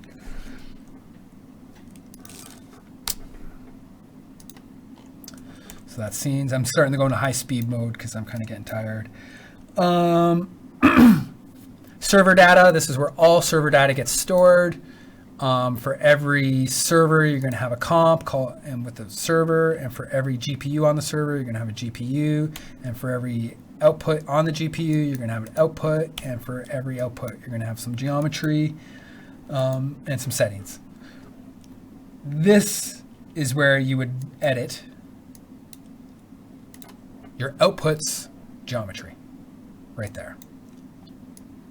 Because you can't edit it in outputs because unless you're running a simple system. But if you're running a big system with multiple nodes, you can't edit in outputs because outputs changes every time you load a new node. So you've got to edit it here in the database. So GPU 0, server 0, GPU 0, output 0, edit geo. You can model it, do whatever. That's where you edit it. So that's that. Channels, this is where all channel data is. So inside, you've got some other types of channels, video channels. I had to kind of call them because of their sources and routing. But really the only concern here is these three: clip channels, auxiliary channels, and master channels. So inside of each of these is another container, and in each of those, or in each container, is a spot where you've got all its routing and all the logic for that and all and that, and then it's got, this is actually a plugin now. We're actually inside a plugin, so it's got some presets and some animation, because don't forget that a channel is a control panel. So the control panel is way over here in UI, but the plugin linked to that control panel is right here. And because it's a plugin, it's got a presets comp and it's got an animation comp inside of it. And there's some things here, so I won't go too deep into that. Clips, this is where all clips live that are here. So you've got banks, so you've got how many banks you've got created. I've got 8 banks, bank 0. You've got 5 lanes in bank 0. You've got 8 clips because there's 8 columns in lane 0. And then clip 0, I've got an audio plugin loaded, I think. Yep. And it's not playing, but if I play it, you'll see it play there and we'll hear it. And now that went through that whole selection system of the, actually this one went through this one told the video channel to switch, which then told the clip to play, which then told the video channel that it has audio and it needs to tell the audio what to do. So that's that. I did plan on doing kind of like a little VJ sesh to get all this stuff set up, but there's a lot of stuff to go through. Okay, so we're in clips. We're done there. Turn that off. Channels, clips, previs, that's where the previs deal is, the whole render thing. Don't need to do much there. QPlayer, not much to do here unless you plan on doing some custom stuff, which you can. There's some callbacks and there's a preset. Oh, all presets have, it's the fastest way to get to a preset comp. So for any plugin that you're going to make, and this kind of actually more relates to plugins for later on, but whatever. All presets have custom callbacks, so you can call back, you can make your own functions and store whatever data and recall whatever data and do whatever you want with that data in a preset device. But that was a little tangent there. But same with this, because the QPlayer is in effect a giant preset device, you could do the same with the QPlayer. And control maps, not a lot to do here, but there could be once in a while of maybe fixing something or somehow processing your MIDI before it gets processed and dealt with by the system. So if you're going to do anything to MIDI, you'll need to do it right here if you need to like turn a controller into notes or notes into a controller or whatever. Oh. And source desk tables, not much to do in here. This is just kind of a lookup table calculation zone. So it calculates some, well, actually calculates the video sources that we keep seeing everywhere, all the paths and all the labels. And you can add a new source to that list here. Scenes automatically, sources get created. Channels automatically gets created. But let's say if you added a RealSense or some sort of other video input device or some sort of other color ramp, you wanted completely global to the system, just add a new row or copy that one of those rows. First copy one of those, append copied, and then change column 0, 1, and 3. So you have a unique label, unique name, and a path. Every source is actually a path to a component that has an out1 inside of it. You don't specify the out1, but you don't specify the out1. You just specify the component. The reason for that is that sources could have more than one output. So, although right now we're not really dealing with that, but that was the logic that they could be in the future. Oh, there's a little note there too, I think, to tell you about that. So that, I think, that's it. At least for the quick, deep run through of Luminosity. There's obviously a lot more, but for the most part, I think that will give you a good perspective. Maybe there might be some spots that we need to, well, obviously it'd be nice to rip a lot of what I just said out of this video into a more cohesive and logical, structured kind of documentation and or videos, but I myself am not going to be doing that. I'm kind of on a whole different path right now of what I'm working on, so my enthusiasm for Luminosity goes up and down. It's kind of like waves. So right now I'm like in the trough. Although yesterday when I loaded it up, I got pretty excited and I made some pretty cool looks. I was pretty stoked. So, so I was stoked to show off a few of those looks. I haven't yet, but I was pretty stoked and it was pretty fun. But I'm not going to be working on Luminosity full time unless somebody hires me to work on it. Basically, if they want some sort of function. But I will provide tons of advice or whatever, and I will fix the odd little thing if it needs fixing. But for now, I'm not going to be doing a lot on this. But I'm happy to answer whatever questions and partake. And you never know. I don't know. Like 6 weeks or after yesterday, basically.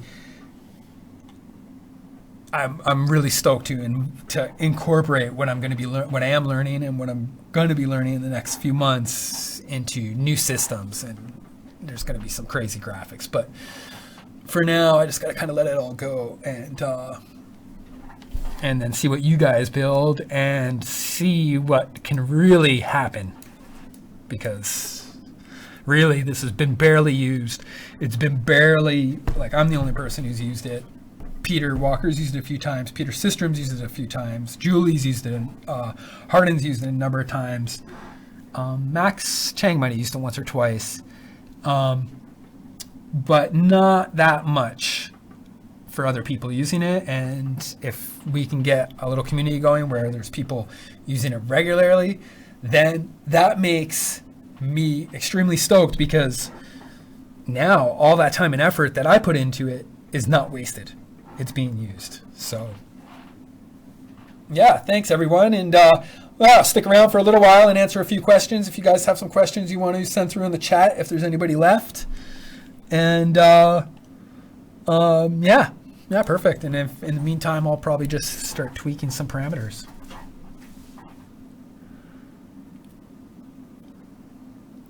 Yeah, that's a great idea, Pete, with the wiki, GitHub wiki for documentation.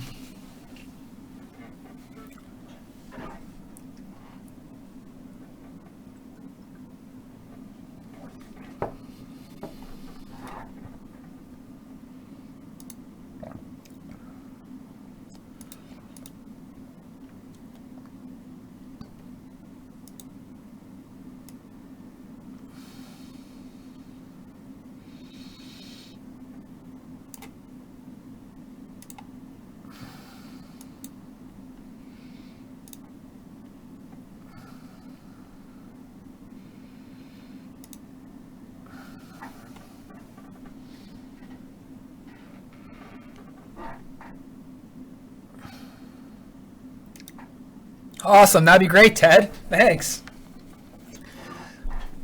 Shoot me a message with your email or some sort of contact, and we'll get in contact. We'll get hooked up.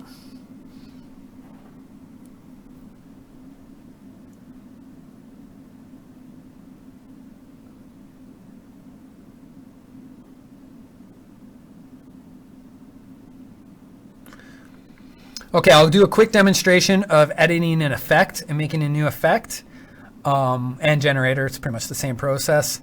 Silusion, multiple servers running. I kind of went through a quick. That one is a tough one. Like, there's not going to be a lot of extra help with the multiple servers. If you're running multiple servers, it means you probably have a pretty big budget. It means you could probably hire me to help you.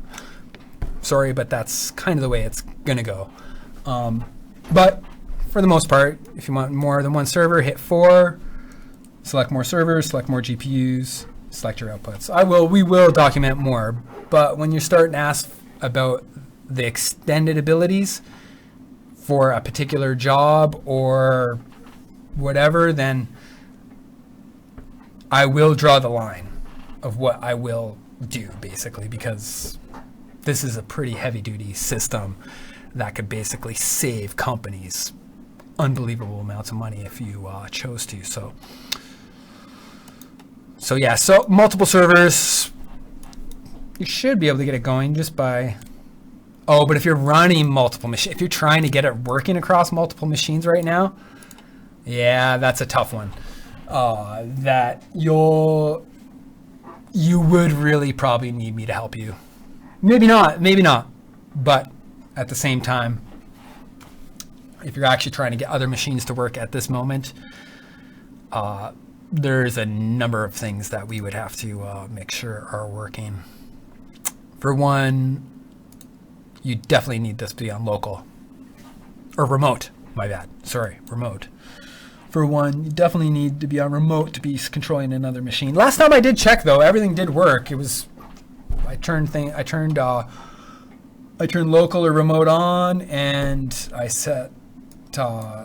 Oh yeah, and then there's one other part too I didn't tell you guys about, node controls, and then I would say start all nodes, and everything's last time I checked, but like I said, I haven't checked in a while.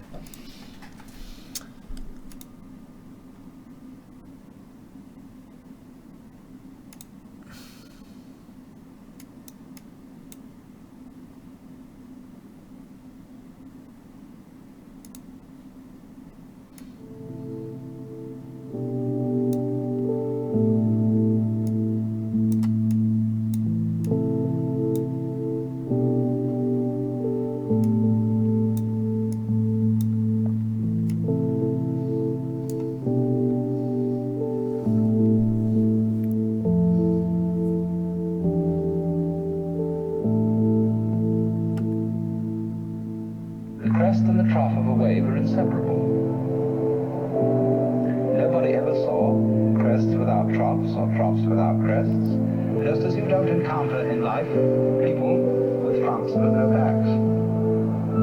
Just as you don't encounter a coin that has heads but no tails. And although the heads and the tails, the fronts and the backs, the positives and the negatives are different, they're at the same time one. And one has to get used fundamentally to the notion that different things can be inseparable. That what is explicitly two can at the same time be implicitly one. If you forget that, very funny things happen. If therefore we forget, you see, that black and white are inseparable, and that existence is constituted equivalently by being and non-being, then we get scared. And we have to play a game called, uh-oh, black might win. And once we get into the fear that black, the negative side, might win, we are compelled to play the game, but white must win. And from that start all our troubles.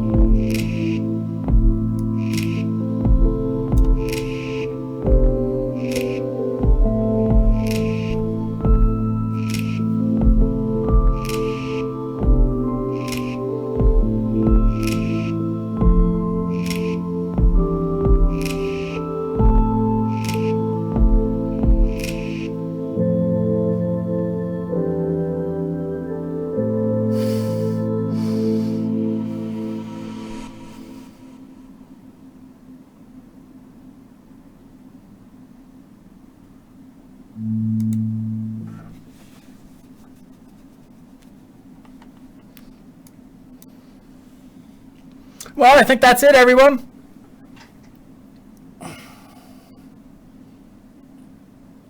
For everybody who stuck around the whole time, thanks. That was a long haul.